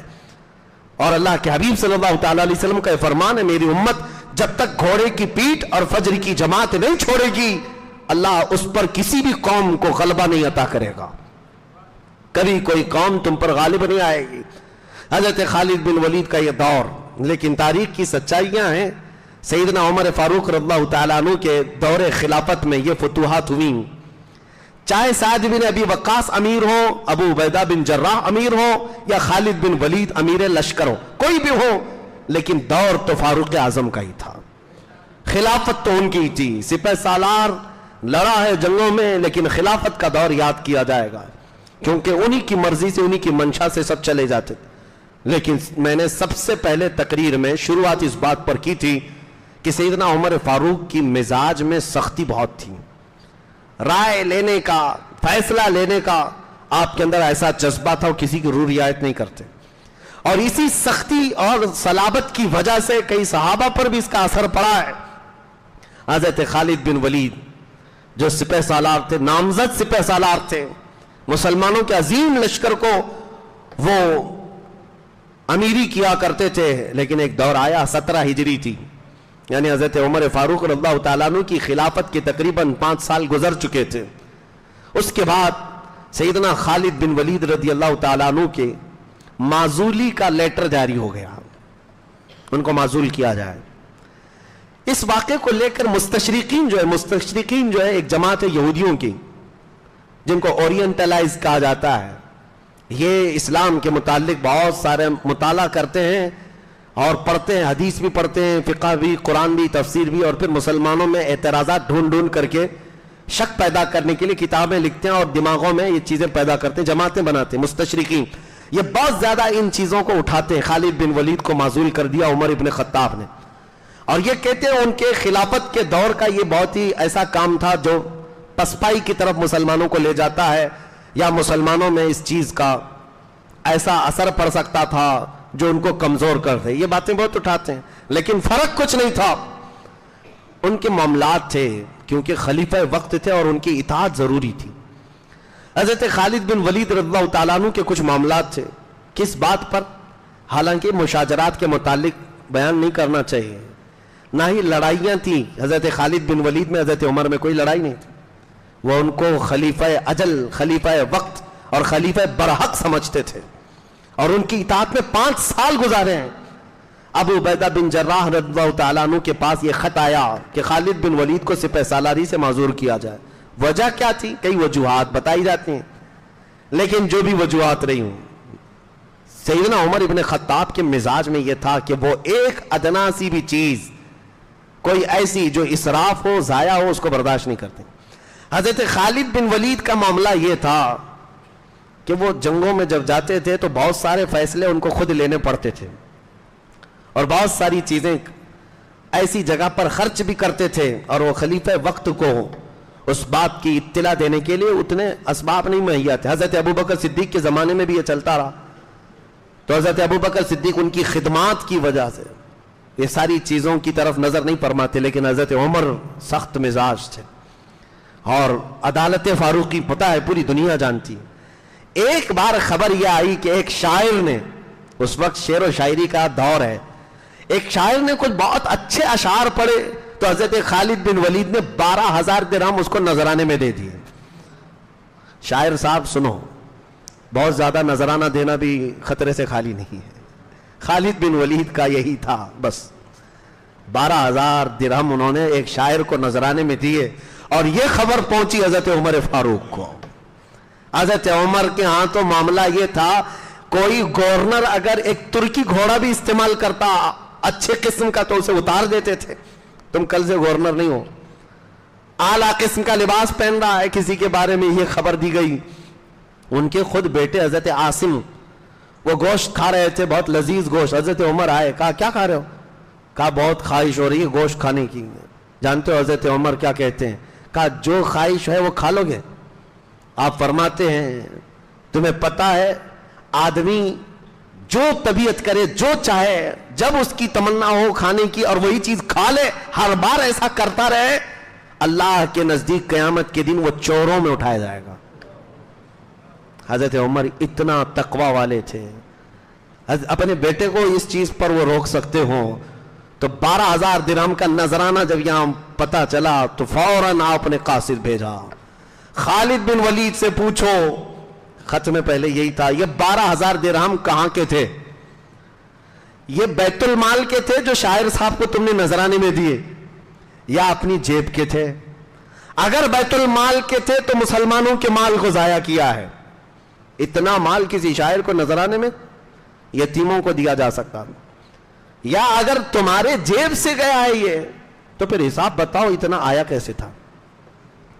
تمہارے جیب سے تھا تو آیا کیسے؟ اور اگر حساب ہے بھی تمہارے پاس 12,000 درہم کا تو عمر فاروق کہتے ہیں اتنا مال کسی شعر و شاعری پر خرچ کرنے کو میں اسراف سمجھتا ہوں، ناجائز سمجھتا ہوں۔ اور اس کے بعد اسی خط میں آپ نے لکھا کہ کل سے تم سپہ سالار نہیں رہو گے۔ یہ بات تھی سیدنا عمر ابن خطاب کی۔ حضرت ابو عبیدہ بن جراح رضی اللہ تعالیٰ عنہ کے پاس یہ خط آیا تھا۔ حضرت ابو عبیدہ بھی جانتے تھے خالد بن ولید کا ہونا کتنا اہم ہے جنگوں میں، بہت اہم تھا، اور یہ عین اس وقت آیا تھا جب روم کی لڑائیاں چل رہی ہیں، روم فتح ہونے کے قریب ہے، اور پھر یزدگرد کا معاملہ ختم ہونے کو ہے۔ تو وہ امین الامت تھے ابو عبیدہ بن جراح، امین الامت۔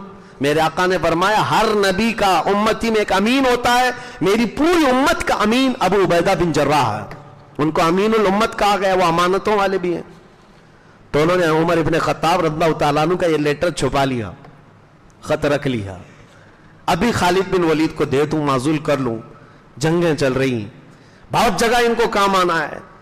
تو کچھ فتوحات جو باقی تھی وہ سارے فتح ہو گئے، تو ابو عبیدہ بن جراح نے وہ خط لے جا کر کے پہلے دیا نہیں، بلکہ پہلے وہ سوالات کیے جو امیر المومنین نے بھیجے تھے، کہا کہ آپ کو یہ تمام چیزیں بدلنی پڑیں گی، آپ اپنی مرضی سے یہ جو خرچہ کیے ہیں۔ حضرت خالد بن ولید نے کہا میں تو صدیق اکبر کے زمانے سے بھی کرتا آیا۔ ابو عبیدہ بن جراح نے کہا یہ فاروق اعظم کا زمانہ ہے، یہ صدیق اکبر کا نہیں، یہ عمر ابن خطاب کا زمانہ ہے۔ پھر انہوں نے خط ان کے سامنے دیا کہ عمر ابن خطاب امیر المومنین کا یہ خط آیا ہے۔ حضرت خالد بن ولید نے خط کھول کر دیکھا، جیسے ہی پڑھا مسکرائے اور کھڑے ہوئے۔ ابو عبیدہ بن جراح کے ہاتھ چومے اور کہا اب میں اپنی پوری باقی کی جتنی زندگی ہے آپ کی سپہ سالاری میں عام لشکری بن کر لڑنے کو بھی فخر محسوس کروں گا۔ یہ نہیں ہے کہ برسوں سے میں ایک عہدے پر تھا، مجھے ہٹائے، صدر صاحب کو ہٹائے تو منہ پھلا لیا، ہماری کرسی ہل گئی، اب صدر کے علاوہ کوئی بننا ہی نہیں ہے ہم کو۔ میرے عزیزوں تمہیں پتہ نہیں اللہ صدر سے ہٹا کر چپراسی بھی بنا دے، مولا کریم یہ وہ قادر مطلق ہے۔ خالد بن ولید کو پڑے ہوتے تو سمجھ میں آتا منصب عہدے یہ سب وقتی ہوتے ہیں، بہت وقتی ہوتے ہیں، بہت شارٹ لمیٹڈ پیریڈ کے لیے ہوتے ہیں۔ اور اگر کوئی یہ چاہتا ہے کہ میں ہی رہوں گا رستم، میں ہی رہوں گا پہلوان، میں ہی رہوں گا بادشاہ، ایسا نہیں ہوتا، ایسا نہیں ہوتا، بڑے بڑے اتار دیے جاتے ہیں۔ اور ابھی دیکھنا ہوائیں چلیں گی، ملک کے بھی حالات بدل سکتے ہیں۔ اللہ تبارک و تعالی قادر مطلق ہے، لیکن ان اس فیصلوں پر عمل کر لینے میں عزت ہے. خالد بن ولید کو پوری دنیا جانتی ہے, لیکن انہوں نے کوئی سرکشی نہیں کی, نہ کوئی بغاوت کی. ان کے فتح کیے ہوئے علاقے ایک دو نہیں, سینکڑوں, یعنی 100 سے زیادہ علاقے فتح کیے ہوئے ہیں. کتنی جگہ ان کا بنایا ہوا گورنر ہے. کیا کبھی یہ بغاوت کر جاتے؟ نہیں, میں عمر ابن خطاب کی بات نہیں مانتا. طاقت بھی ہے, قوت بھی ہے, فوج بھی ہے, فتح کیے ہوئے علاقے بھی ہیں. نہیں, صحبت رسول پائے ہوئے تھے. کھڑے ہو گئے, خط کو لے کر چوم لیا, اور ابو عبیدہ بن جراح کے ہاتھ کو چوم کر کہتے ہیں آپ امیر لشکر ہیں, آپ سپہ سالار ہیں, میں اپنی بقیہ پوری زندگی آپ کی سپہ سالاری میں عام فوجی کے ساتھ, عام لشکری کی طرح خدمات انجام دینے کو بھی سعادت محسوس کروں گا. یہ خالد بن ولید رضی اللہ تعالیٰ عنہ اس وقت جو کیا. اب میں آپ کو یہ جو بتایا ہوں, ایک بات میں بتا دوں میرے عزیزوں, اسی لیے ہم کہتے ہیں صحابہ کے ان معاملات کو سننا ہو تو کسی سنی صحیح العقیدہ سے سنو. کسی چنی سے سنو گے تو پھر وہ ایسے اختلافات بتائے گا کہ تمہارے دل میں لگنے لگے عمر فاروق نے ایسا کیا, خالد بن ولید نے ایسا کیا, علی بن ابی طالب نے ایسا کیا, امیر معاویہ نے ایسا کیا. نہیں, اعتدال اور توازن برقرار رکھنا سارے صحابہ کے درمیان یہ امت پر فرض ہے, اس لیے کہ ہمیں پتا ہے سب کو جو شرف ملا ہے وہ صحبت رسول کا ملا ہے. میرے آقا نے فرمایا میرے کسی بھی صحابی کو گالی نہ دو, کسی بھی صحابی کو برا بھلا نہ کہو. صحابہ میں کسی کے ساتھ بھی ہم برا بھلا کریں گے تو رسول اللہ کو تکلیف ہوگی. ہم یہ مد نظر رکھتے ہیں, اللہ کے رسول کی شرف صحبت انہیں ملی ہوئی ہے, اس لیے ہم سب کو عزت کے ساتھ یاد کرتے ہیں. ان کی خدمات سب کی اپنی جگہ پر ہیں.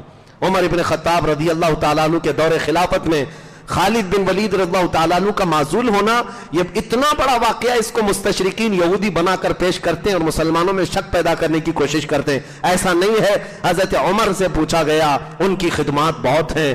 ایک جنگ موتا میں انہوں نے 9 تلواریں اپنے ہاتھ سے توڑ ڈالی تھی. جنگ قادسیہ, جنگ یرموک, پتہ نہیں کتنی جنگیں ہیں تاریخ میں ہیں. حضرت عمر سے پوچھا گیا خالد بن ولید کو اچانک معزول کیوں کیا؟ کہا یہ ایک تو وہ معاملہ تھا, سختی کرتے تھے حضرت عمر فاروق معاملات پر کہ کوئی بھی اسراف نہیں ہونا چاہیے مال میں, لیکن اس کے علاوہ دوسری وجہ حضرت عمر فاروق نے یہ بتائی جو خالد بن ولید کی خدمات بہت ہیں. یہ کون کہہ رہے ہیں؟ امیر المومنین عمر ابن خطاب کہہ رہے ہیں خالد بن ولید کی خدمات بہت ہیں, وہ اللہ کی تلواروں میں سے تلوار ہے, رسول اللہ نے فرمایا. لیکن میں یہ چاہتا ہوں کہ پورے مومنین میں, مسلمانوں میں یا دنیا کو یہ لگنے نہ لگے کہ ہر جنگ صرف خالد کی وجہ سے پتہ ہوتی ہے, یہ تصور کسی کے دماغ میں نہ بیٹھ جائے. کہا کہ پھر آپ کیا چاہتے ہیں؟ میں یہ تصور دینا چاہتا ہوں مسلمانوں کو فتح ملتی ہے تو اللہ کی مدد سے ملتی ہے. اللہ رب العزت پر توکل لوگوں کا برقرار رہے, کسی پر کسی شخص پر ڈیپینڈ ہونا نہیں. میرے عزیزو, یہاں تو حضرت عمر فاروق یہ سوچتے تھے کہ خالد بن ولید پر ڈیپینڈ ہو کر نہ رہے, فتوحات اللہ کی طرف سے ہوتی ہیں. یہاں پتہ نہیں ایسے ایسے ڈھکوسلے پیر آئے ہوئے ہیں, کہتے ہیں بس ہمارے پیچھے رہو جنت تک لے جائیں گے, اور اس کے علاوہ تو کچھ ہوگا ہی نہیں تمہارا. یہ ہمارا حلقہ چھوڑو گے تو کہیں کے نہیں رہو گے, یہ باندھ کر کے رکھو, اس حلقے میں ایسے باندھ کر کے رکھو کہ یہاں سے نکل نہیں سکتے. خود کا پتہ نہیں مرنے کے بعد کتنے مارے جائیں گے, کتنے پیٹے جائیں گے فرشتوں سے, لیکن دوسروں کے دلوں میں یہ باتیں ڈال کر کے رکھنا. اسی لیے یاد رکھو کسی ایک پر ڈیپینڈ ہو کر کے رہنا یہ نہیں ہے ہمارے ہاں. دین اسلام اللہ پر توکل سکھاتا ہے. شریعت میرے مصطفیٰ کی ہوگی اور قیامت تک مومنین کو مدد ہوگی تو اللہ کی طرف سے ہوگی. ہاں یہ اور بات ہے کہ اللہ کسی کو ذریعہ بنائے گا, وہ ذریعہ ہوگا, کوئی سپہ سالار ہوگا, کوئی امیر ہوگا, کوئی ہمارا قائد ہوگا, وہ ذریعہ ہوگا, لیکن مدد کس کے ذریعے سے ہوگی؟ صرف اللہ ہی سے ہوگی. اب سنیے سیدنا عمر ابن خطاب کی دور خلافت کی یہ سرحدیں بڑھتی گئیں, کہاں تک پہنچیں؟ یہ علاقے فتوحات کے, ایران فتح ہو چکا ہے, ملک شام فتح ہو چکا ہے, روم فتح ہو چکا ہے. قرآن کی وہ آیت جو میں نے بتایا تھا, صحابہ جب تلاوت کرتے تھے تو مکہ والے ٹھٹا مار کر کے ہنستے تھے کہ یہ روم فتح کرنے کی باتیں کر رہے ہیں, یہ بادیہ نشین پیروں میں چپل نہیں پیون لگے کپڑے پہنتے ہیں اور روم فتح کرنے کی بات کر رہے ہیں. جس دن روم فتح ہو گیا صحابہ نے کہا اللہ نے سچ فرمایا، الف لام میم غلبت الروم، اللہ نے قرآن میں فرمایا الف لام میم روم مغلوب ہو جائیں گے، رومی مغلوب ہو جائیں گے، ان کو شکست ہو جائے گی، اور ہوئی شکست، مسلمانوں نے شکست دی۔ عزیزان گرامی، دو بڑی سلطنتیں قیصر و کسریٰ، قیصر و کسریٰ دنیا میں سنتے رہے ہوں گے، قیصر روم کے بادشاہ کو کہتے ہیں اور کسریٰ ایران کے بادشاہ کو، دونوں کو ختم کر دیا گیا۔ اس کے بعد سے آج تک نہ قیصر آیا نہ کسریٰ آیا، کبھی آیا ہی نہیں۔ اب کوئی نہ قیصر آیا نہ کوئی کسریٰ آیا، ہو سکتا ہے کسی محلے میں کسی بچے کا نام آیا ہوگا قیصر نام، لیکن جو بادشاہ قیصر تھا وہ نہیں آیا، بادشاہ تھا وہ نہیں آیا۔ اور ایران کی سلطنت کے ختم ہونے کے جو معاملات تھے، اس میں جو خسرو پرویز جس نے رسول اللہ کا خط پھاڑا تھا، اس کو اس کے بیٹے نے قتل کیا تھا، اس کا بیٹا شیروے تھا، اور بیٹا بیٹھا سلطنت پر، بیٹے کو باقی دوسرے جو بھائی تھے انہوں نے قتل کر دیا۔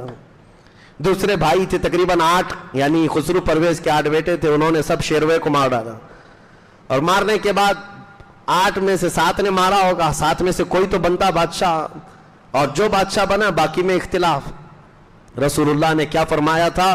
جس نے میرا خط پھاڑا ہے اللہ اس کی سلطنت کو ٹکڑے ٹکڑے کر دے گا۔ بھائیوں میں ٹکڑے ٹکڑے ہو گئے، سب الگ الگ لے کر کے ٹکڑیاں چلے گئے۔ پھر اس کے بعد جو وہاں بادشاہ بنا اس کا بیٹا پیدا ہوا، اور اس کے بعد وہ سلطنت ایران جو کسریٰ بادشاہ کی تھی ہمیشہ کے لیے ختم ہو گئی۔ آج تک ایران میں دوبارہ کسریٰ نہیں آیا، پرچم اسلام لہرا رہا ہے۔ اب وہ تاریخ کی بات میں آپ کو بتا دوں، سیدنا عمر فاروق رضی اللہ تعالیٰ عنہ کا یہ رقبہ جو پھیلا، 36 لاکھ اسکوائر کلومیٹر تک اسلام کی سرحدیں پھیلی تھیں، 36 لاکھ اسکوائر کلومیٹر تک۔ یہ عمر ابن خطاب کا دور ہے، اور دور فاروقی کب تک چلا؟ تقریباً 10 سال یہ عرصہ گزرا، حضرت ابو بکر صدیق کی وفات سے لے کر جس دن سے آپ خلیفہ بنے 10 سال مکمل ہوئے حضرت عمر فاروق کے، فتوحات بے شمار ہوئی۔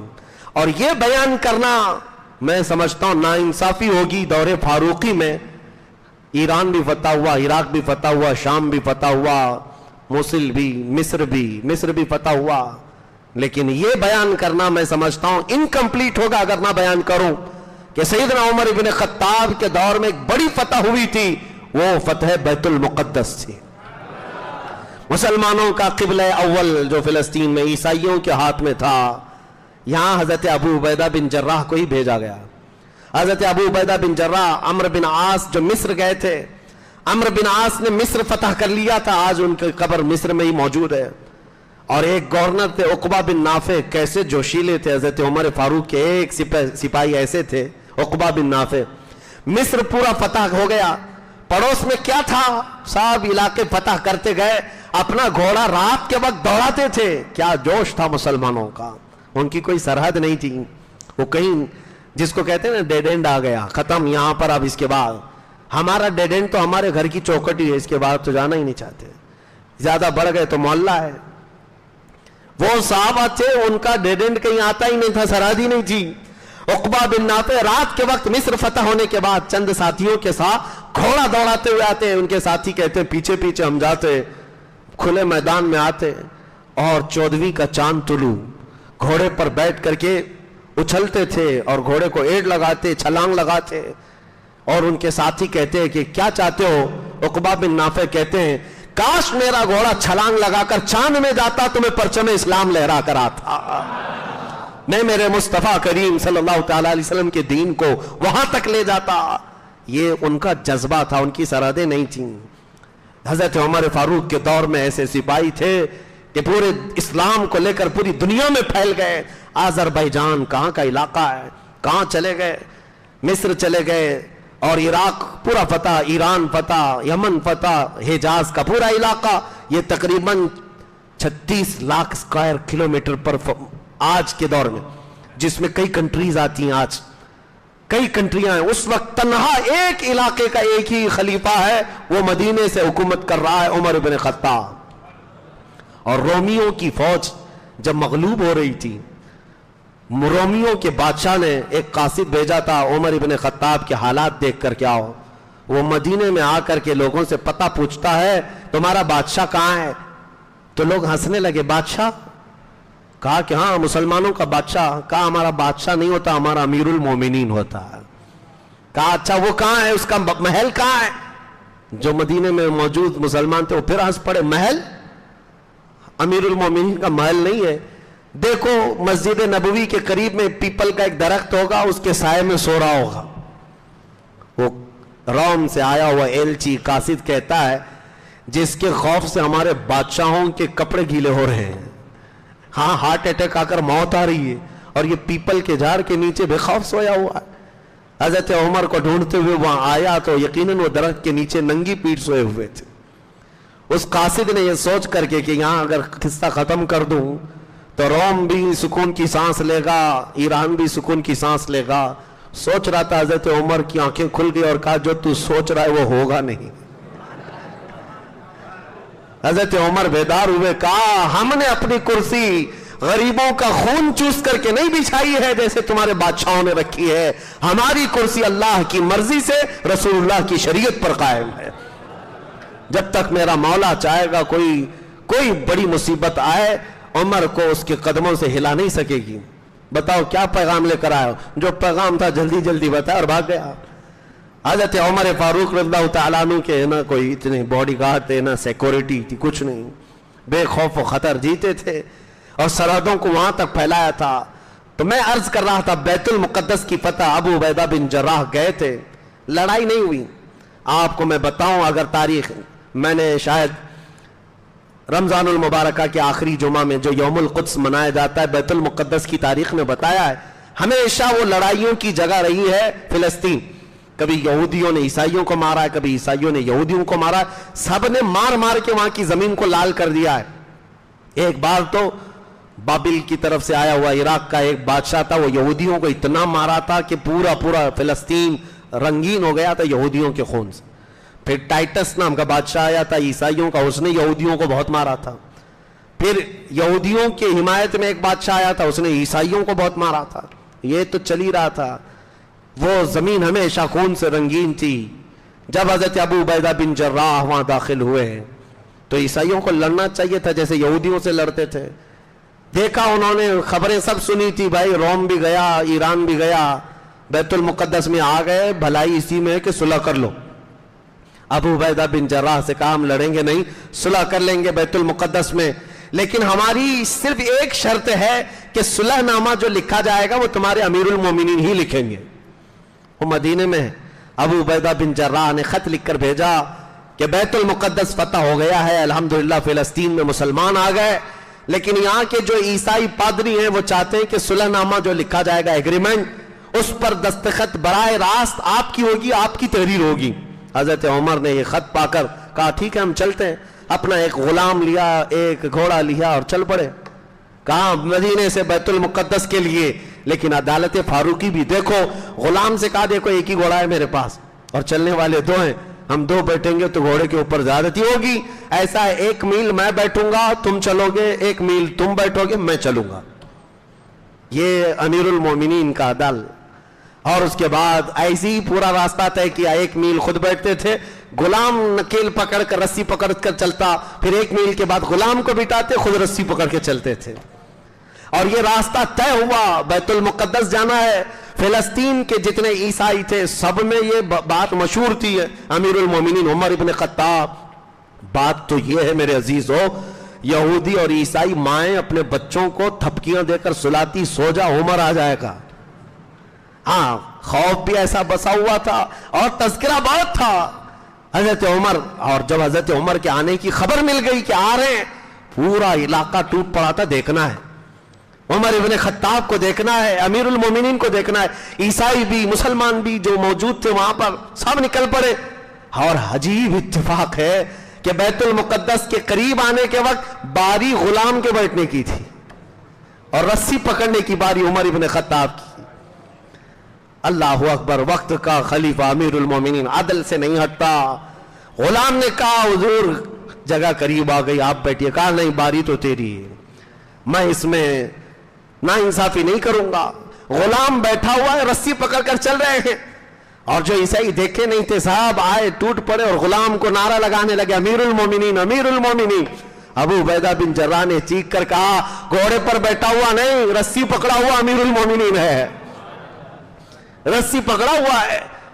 عیسائیوں نے پہلی مرتبہ ایسا خلیفہ دیکھا تھا، رسی پکڑ کر کے آ رہے تھے۔ آپ سے پوچھا گیا یہ کیا ماجرا ہے؟ آپ نے بتایا مدینے سے چلتے ہی ہمارا دونوں کا یہ ایگریمنٹ ہو گیا تھا، ایک میل تم بیٹھو گے، ایک میل میں بیٹھوں گا۔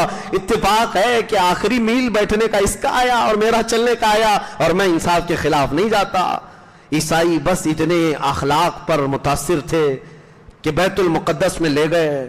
بیت المقدس قبلہ اول مسلمانوں کا برسوں سے رہا ہے، وہ مرکز نبیوں کا بھی، 30,000 کے قریب نبی وہاں پر دفن ہیں، اور یہ وہ جگہ ہے جہاں سے میرے مصطفیٰ کریم صلی اللہ علیہ وسلم نے جس مسجد میں 1,24,000 کم و بیش نبیوں کی امامت فرمائی، اور یہی وہ مسجد اقصی بیت المقدس ہے جہاں سے رسول اللہ نے آسمانوں کا معراج کے وقت سفر فرمایا، اور اس وقت تک مسجد اقصی بیت المقدس مسلمانوں کے پاس نہیں تھی۔ مسجد اقصی بیت المقدس کا پھاٹک سب سے پہلے کسی نے کھولا ہے، امیر المومنین عمر ابن خطاب رضی اللہ تعالی۔ شجاعت فاروقی اور بہادری پر لاکھوں سلام ہو عمر فاروق پر۔ بیت المقدس آج بھی چیخ کر پکارتا ہوگا عمر کہاں ہے، عمر کہاں ہے۔ سیدنا عمر ابن خطاب گئے، پہلا خطبہ دیا تھا بیت المقدس میں، اور اس کے بعد ظہر کی اذان دی گئی تھی، اور جماعت سے حضرت عمر فاروق نے پہلی نماز پڑھائی۔ اس کے بعد بیت المقدس مسلمانوں کے ہاتھ میں رہا۔ بیچ میں کچھ سال ایسے آئے تھے جب عیسائیوں نے دوبارہ اس کو قبضہ کر لیا تھا، پھر صلاح الدین ایوبی نے دوبارہ اس کو حاصل کیا، اس وقت سے لے کر آج تک ہے۔ لیکن اب نمازیں تو ہماری ہوتی ہیں، خطبے بھی ہمارے ہوتے ہیں، لیکن اسرائیلی یہودیوں کا پورا قبضہ اس پر ہے، سیکورٹی ان کی ہے، ویزا ان کا ہے، انتظامات ان کے ہیں۔ اللہ کریم پھر سے ہمیں عمر اور صلاح الدین کا جانشین عطا فرمائے، جو بیت المقدس کے دروازے تمام مومنین کے لیے آزاد ہو جائے۔ اتنی بات نہیں، ختم نہیں، عیسائی اس قدر گرویدہ ہو گئے حضرت عمر کے، آپ نے اعلان کیا کہ اب تک جو شخص یہاں آتا رہا ہے، یہودی آتا تو جتنے عیسائی ہوتے قتل کر دیتا، عیسائی بادشاہ کوئی فتح کر لیتا تو جتنے یہودی آباد ہوتے سب کو قتل کرتا، لیکن محمد عربی کا غلام آیا ہے، محمد عربی کا غلام آیا ہے۔ آج حضرت عمر فاروق نے یہ بھی کہا، لوگ آج مجھ کو امیر المومنین کہتے ہیں، میری حیثیت صرف اتنی ہے میں خطاب کا بیٹا ہوں، بچپن میں مجھ سے 2 بکریاں نہیں سنبھالی جاتی تھی، میرے باپ مجھے مارتے تھے، عمر تجھے بکریاں نہیں سنبھالنی آتی، لائن میں نہیں لگا پاتا۔ لیکن اے لوگوں، آج وہی عمر مدینے میں بیٹھ کر مصر، عراق، ایران، شام، یمن اور حجاز کے پورے خطے آذربائیجان تک اپنی حکومت چلا رہا ہے، اس لیے نہیں کہ خطاب کا بیٹا عمر ہے، اس لیے کہ رسول اللہ کا غلام عمر ہے۔ یہی صحابہ کا نعرہ تھا، جب تک بکے نہ تھے تو کوئی پوچھتا نہ تھا، یا رسول اللہ تم نے خرید کر ہمیں انمول کر دیا۔ سیدنا عمر فاروق کا خطبہ کمپلیٹ ہونے کے بعد آپ نے اعلان یہ کیا، جتنے عیسائی، جتنے یہودی رہنا چاہیں امن کے ساتھ رہ سکتے ہیں فلسطین میں، کسی کے ساتھ زور زبردستی نہیں، جو اسلام میں آنا چاہے خوش آمدید، استقبال ہے، سب کا استقبال ہوا۔ اس کے بعد عیسائیوں نے، آج بھی وہ چرچ موجود ہے بیت المقدس کے قریب جو ان کی سب سے پرانی چرچ، امیر المومنین کو بلایا، کہا آپ آئیے ہماری چرچ میں بھی۔ چرچ میں آئے، اندر جانے کے بعد دروازہ کھول کر کہا آپ اپنا مصلی بچھائیں اور اپنی نماز ہماری گرجا گھر میں ادا کریں۔ حضرت عمر نے مصلی اٹھا لیا اور کہا یہاں اندر نہیں، باہر دروازے پر جا کر آپ نے 2 رکعت نماز ادا کی۔ عیسائیوں کے دلوں میں یہ بات لگنے لگی، کیا ہماری عبادت گاہ میں آپ کی عبادت نہیں ہوتی؟ حضرت عمر نے کہا ہمارے لیے مسئلہ نہیں ہے پرٹیکولر ایک ہی جگہ نماز پڑھنا، پوری روئے زمین اللہ نے ہمارے لیے مسجد بنائی ہے، جہاں زمین پاک ہوگی ہم نماز پڑھیں گے۔ لیکن مسئلہ یہ ہے، اگر میں ابھی نماز پڑھ لیتا تو کل کو آنے والی بعد میں قومیں عمر ابن خطاب کا مصلی کہہ کر تمہاری گرجا گھر کو ہی توڑ دیتے ہیں۔ ہاں ظاہر سی بات ہے، عمر فاروق کا مصلی ہے، یہاں پر نماز ادا ہوئی ہے، تمہاری کنیسہ محفوظ نہیں رہ جاتی۔ یہ عدل فاروقی تھا، ہر ایک کا خیال آپ کی خلافت کے دور میں تھا۔ سیدنا عمر فاروق رضی اللہ تعالیٰ عنہ اس بیت المقدس کی فتح کے بعد مدینہ دوبارہ واپس لوٹے تو مسئلہ یہ آیا کہ کوفہ میں مغیرہ بن شعبہ کے رضی اللہ تعالیٰ ایک صحابی گورنر تھے، ان کا ایک غلام تھا ابو لولو فیروز نام تھا اس کا، مجوسی تھا، آگ کا پجاری۔ فیروز نام ہمارے بزرگوں نے کہا ہے اچھا نہیں، مناسب نہیں مسلمان ہونا۔ یہ مجوسی تھا، آگ کا پجاری تھا، یہ پارسی لوگ نام رکھا کرتے ہیں، آج بھی رکھا کرتے ہیں فیروز۔ مسلمانوں میں بھی آ گیا اس طرح کا نام۔ پرویز بھی رکھتے ہیں، پرویز جو کہ وہ خسرو پرویز جس نے رسول اللہ کا خط پھاڑ دیا تھا، فارسی نام ہے۔ ہمارے بزرگان دین ان ناموں سے بچنے کی تلقین کرتے ہیں۔ بہرحال تو یہاں سے سیدنا مغیرہ بن شعبہ کا ایک غلام تھا ابو لولو۔ حضرت عمر کا ایک مسئلہ تھا، آپ سنیے۔ مدینہ طیبہ چونکہ کیپٹل سٹی ہے، پورے اسلام کی راجدھانی، آپ نے پورے مدینے میں پابندی لگا رکھی تھی کہ باہر کا کوئی کم عمر کا نابالغ لڑکا اندر نہ آئے، فتنہ پھیلائے گا۔ جو کم عمر کے لڑکے ہوتے ہیں ان کو آنے نہیں دیتے تھے حضرت عمر، اور یہ پابندی سختی کے ساتھ تھی۔ لیکن حضرت مغیرہ بن شعبہ جو ہے، انہوں نے ایک خط لکھ کر کے بھیجا، میرے پاس ایک لڑکا ہے جو بہت ماہر ہے، فن اس کو بہت اچھے آتے ہیں، چکیاں بنانے کا، دروازے کھڑکیاں، بہت ساری چیزیں بنانے کا بڑا اچھا فن آتا ہے، اگر آپ کہیں تو میں بھیج دوں گا، مدینے میں کئی لوگوں کو یہ ہنر سکھا دے گا۔ تو مغیرہ بن شعبہ کے اس خط پر حضرت عمر نے منظوری دے دی۔ وہ ابو لولو فیروز مجوسی جو لڑکا ہے اس کو لایا گیا مدینے میں۔ مدینے میں وہ آیا، اس کو ایک غم ستاتا تھا۔ حضرت مغیرہ بن شعبہ نے اس پر 100 درہم کا ٹیکس لگایا تھا، تیرا کام بہت زیادہ ہے، اتنا ٹیکس دینا پڑے گا تجھے۔ وہ یہ شکایت لے کر امیر المومنین کے پاس آیا، کہا مغیرہ بن شعبہ کوفہ میں میرے دکان، میری فیکٹری جو چلتی ہے، اس پر 100 درہم کا ٹیکس لگایا ہے۔ حضرت عمر ابن خطاب نے کہا یہ کوئی زیادہ نہیں ہے، تیرے کام کاج کے اعتبار سے برابر ہے، اتنا ٹیکس تو دینا ہی چاہیے تجھے۔ وہ دانت پیستا ہوا دشمنی میں نکلا۔ حضرت عمر نے پھر اس کو ایک دن بلایا اور کہا سنا ہے تو اچھی چکی بناتا ہے، کیا تو بنا سکتا ہے؟ اس فیروز نام کے مجوسی سے پوچھا تو اس نے کہا ہاں، آپ کے لیے میں ایسی چکی بنا دوں گا کہ ہمیشہ یاد کرنے والے یاد کریں گے۔ کہا ٹھیک ہے بناؤ۔ وہ چلا گیا۔ حضرت عمر نے اپنے صاحب سے کہا یہ لڑکا مجھے قتل کی دھمکی دے کر گیا ہے۔ اس کے جملے سے حضرت عمر فاروق نے کہا یہ لڑکا مجھے مارنے کی، قتل کرنے کی دھمکی دے گا، جبکہ کوئی نہیں سمجھاتا اس بات کو، بس اس کو یہ تھا ٹیکس میرے اوپر زیادہ لگائے اور دشمنی تھی مجوسی۔ حضرت عمر فاروق رضی اللہ تعالیٰ عنہ 26 ذی الحجہ کی تاریخ تھی، فجر کی نماز میں آپ لوگوں کو جگاتے تھے اور آپ مسجد میں نماز پڑھانے کے لیے آئے تھے۔ یہ ابو لولو فیروز مجوسی پہلی صف میں آ کر کھڑا ہوا تھا اور ایک تلوار 2 دھاری دار زہر میں بجھائے ہوئے لا کر کے اپنے دامن میں چھپایا ہوا تھا۔ جیسے حضرت عمر فاروق فجر کی نماز میں رکعت باندھے، اس نے فوراً آپ پر حملہ کیا اور اتنا تیز حملہ کیا کہ آپ کے پیٹھ سے لے کر سینے تک کا زخم آ گیا، اور جتنے مسلمان وہاں تھے بچ بچاؤ میں تقریباً 12 لوگوں کو اس نے یہ ضرب لگائی، جن میں سے 6 بعد میں انتقال کر گئے، شہید ہو گئے۔ لیکن صحابہ کی صفیں لگی ہوئی تھیں، ایسی مضبوط صفیں تھی کہ وہ مسجد سے باہر بھاگ نہیں پایا اور کسی صحابی نے نماز توڑی بھی نہیں۔ حضرت عمر فاروق مصلی سے گر پڑے، عبد الرحمن بن عوف آگے بڑھے، فجر کی 2 رکعت چھوٹی چھوٹی صورتوں کے ساتھ انہوں نے پڑھائی۔ اس کے بعد اس کو پکڑنے کے لیے جیسی آئے وہ خودکشی کر کے خود تلوار مار کر مر گیا۔ یہ ابو لولو فیروز مجوسی تلوار مار کر کے مر گیا، خودکشی کیا۔ حضرت عمر کو اس کے بعد لایا گیا گھر پر اور آپ کو شربت وغیرہ پلایا جاتا تو زخموں کے راستے سے پانی نکل جاتا تھا۔ 3 دن تک آپ باحیات تھے۔ حضرت عمر ابن خطاب رضی اللہ تعالیٰ عنہ، آپ کے پاس لوگوں نے آ کر کے آپ کی بڑی تعریفیں کی، آپ اپنی تعریف سنتے ہی نہیں تھے۔ حضرت عباس آئے اور کہا آپ کا زمانہ ایسا تھا ویسا تھا، پھر آپ نے کہا نہیں میری بات نہ کہو۔ حضرت عمر فاروق رضی اللہ تعالیٰ عنہ اپنی تعریف نہیں۔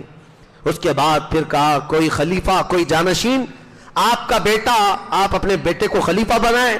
حضرت عمر نے تاریخی جملہ کہا میرے بیٹے کو بناؤں جس کو اپنی بیوی کو طلاق دینے کا طریقہ معلوم نہیں۔ ان کے بیٹے نے ایک ساتھ 3 طلاق دے دی تھی اپنی بیوی کو۔ حضرت عمر نے کہا حرام ہے، 3 طلاق دینے کا طریقہ الگ ہے، مہینہ مہینہ چھوڑ کر۔ کہا وہ ایک ساتھ 3 طلاق دینے والا، اس کو میں خلیفہ بناؤں؟ جو میرے سے پہلے رسول اللہ صلی اللہ علیہ وسلم نے نہیں کیا وہ میں نہیں کروں گا۔ 6 صحابہ کو بلایا، حضرت عثمان ابن عفان، حضرت علی ابن ابی طالب، حضرت زبیر، حضرت طلحہ، حضرت عبد الرحمن اور حضرت سعد، یہ 6 صحابہ کو بلایا اور کہا تم میں سے آپس میں مشورہ کرنا اور کسی ایک کو منتخب کر کے مسلمانوں کا امیر بنانا۔ 6 لوگوں کی مجلس شورا قائم کی، सैयदना उमर इब्न खत्ताब रदी अल्लाह ताला अन्हु ने बहुत सारी वसीयतें फरमाई गवर्नरों के लिए, आमिलीन के लिए। उसके बाद आखिरी वसीयत आपकी ये थी, कहा माँ आयशा सिद्दीक़ा रसूलुल्लाह की ज़ौजा है, जाओ उनसे इजाजत ले लेना। उमर इब्न खत्ताब उसी हुजरे में दफन होना चाहता है जिसमें रसूलुल्लाह और अबू बकर सिद्दीक आराम कर रहे हैं। अगर आयशा सिद्दीका इजाजत दे दे तो मुझे दफन कर देना, नहीं तो जन्नतुल बकी में कब्रिस्तान में दफन करना। और ये कहते हुए हजरत उमर फारूक रदी अल्लाह तआला अन्हु की जान आफरीन के सुपुर्द हो गई। आप 26 जिलहिज्जा को इस दारे फानी से कूच कर गए। दौरे इस्लाम का वो अजीम सिपह सालार गया है दुनिया से। मदीने वाले कहते इतना अंधेरा हमने कभी नहीं देखा था जिस दिन हजरत उमर का इंतकाल हुआ था। अंधेरा छा गया था, पूरे इलाके रो पड़े थे हजरत उमर के जाते। अदल ऐसा कायम किया था, बल्कि बाज रिवायतों में यमन जाने के रास्ते पर पहाड़ की चट्टानों से, पत्थरों से आवाज आती थी, या उमर वा उमर, हजरत उमर के नाम पर। पहाड़ की चट्टानें रोती थी हजरत उमर के जाने पर। यकीनन मेरे अजीजों, वो ऐसा बतले जलील है जिसने रसूलुल्लाह की जानशीनी का हक अदा कर दिया। आला हजरत ने सच फरमाया है कि वो उमर जिसके आदा पे शहदा सकर, वो उमर जिसके आदा पे शहदा सकर, इज्जो नाज़े अदालत पे लाखों सलाम, उस खुदा दोस्त हजरत पे लाखों सलाम। आपके इंतकाल के बाद लोग आए हजरत आयशा से पूछते हैं कि इजाजत उन्होंने पूछी थी। हजरत आयशा ने कहा एक ही जगह बाकी थी रसूलुल्लाह सल्लल्लाहु अलैहि वसल्लम हजरत अबू बकर के पहलू में, वो जगह मैंने अपने लिए रखी थी। हजरत आयशा कहती हैं वो जगह मैंने अपने लिए रखी थी, लेकिन उमर ने अगर ये कहा है अपनी जिंदगी में, मैं अपने आप पर उमर इब्न खत्ताब को तरजीह देती हूँ, वो जगह उनके लिए ज़ेब देती है। हजरत आयशा ने कहकर चाबी दे दी और हजरत उमर को फिर लाया गया जनाज़ा पाक। रसूलुल्लाह का वो हुजरा खोला गया और उसी हुजरे में हजरत उमर फारूक को दफन किया गया। अल्लाह की पनाह मेरे अजीजों, उस उमर इब्न खत्ताब जिसकी नेकियां आसमान के तारों के बराबर, जिसके बारे में रसूलुल्लाह ने फरमाया मेरे बाद नबी होता तो उमर होते, हजरत उमर रसूलुल्लाह के पहलू में दफन है। एक बात कह करके चला जाता हूं, खत्म करता हूं। 12 साल गुजर गए थे आपके इंतकाल को। हजरत अब्बास रदी अल्लाह ताला अन्हु ख्वाब में देखते हैं हजरत उमर को, नीयत करके सोए थे, अल्लाह एक बार मुझे उमर को दिखा दे, ख्वाब में उमर को दिखा दे। ख्वाब में उमर इब्न खत्ताब को देखा, वो पसीना पोंछते हुए खड़े थे। और हजरत उमर अपने कपड़े झाड़ रहे थे, पसीना पोंछते हुए आए थे। हजरत अब्बास को देखा, हजरत अब्बास ने पूछा या अमीरुल मोमिनीन उमर इब्न खत्ताब, कैसी रही आपकी बरज़खी जिंदगी? वफात के बाद हजरत उमर ने पूछा कितने साल हुए मुझे जा करके? अब्बास रदी अल्लाह ताला अन्हु ने कहा तकरीबन 12 साल गुजर गए हैं। हजरत उमर कहते हैं ये 12 साल मुझे लग गए हिसाब देते देते, अभी तो आया हूं हिसाब देकर अभी आया हूं। पसीने पोंछ रहे थे। अपने हिसाब की फिक्र करो। उस उमर इब्न खत्ताब का ये कौल रूह को कपकपी लाना चाहिए, झिझोड़ देना चाहिए। कहते 12 साल लग गए, मैं अभी हिसाब देकर आ रहा हूं। और फिर फरमाते हैं उमर को उसकी नेकियां नहीं, अगर अल्लाह रहीम ना होता तो उमर नहीं बचता। हजरत उमर कहते हैं अल्लाह का रहम उसका फजल है जिसने मुझे बचाया है। रसूलुल्लाह के पड़ोस में सोने वाले सहाबी का फरमान। तारीखुल खुलफा में इमाम जलालुद्दीन सुयूती ने ये सारी रिवायतें बयान की। अजीज़ान गिरामी वक़ात, जाते जाते मैं इतनी नसीहत कर जाना चाहूंगा, सिर्फ अपनी टोपी दाढ़ी और चंद अमल पर फख्र करते हुए ये मत बैठ जाना कि मेरा तो हो जाएगा।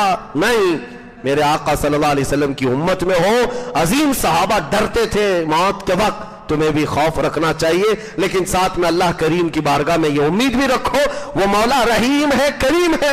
बख्शिश होगी तो मेरे अमाल की बुनियाद पर नहीं, बख्शिश होगी तो उसके फजल पर होगी, उसकी रहमत पर होगी और मेरे आका की निस्बत पर होगी। अल्लाह करीम हम सबको दौरे फारूकी की झलकियां अता फरमाए।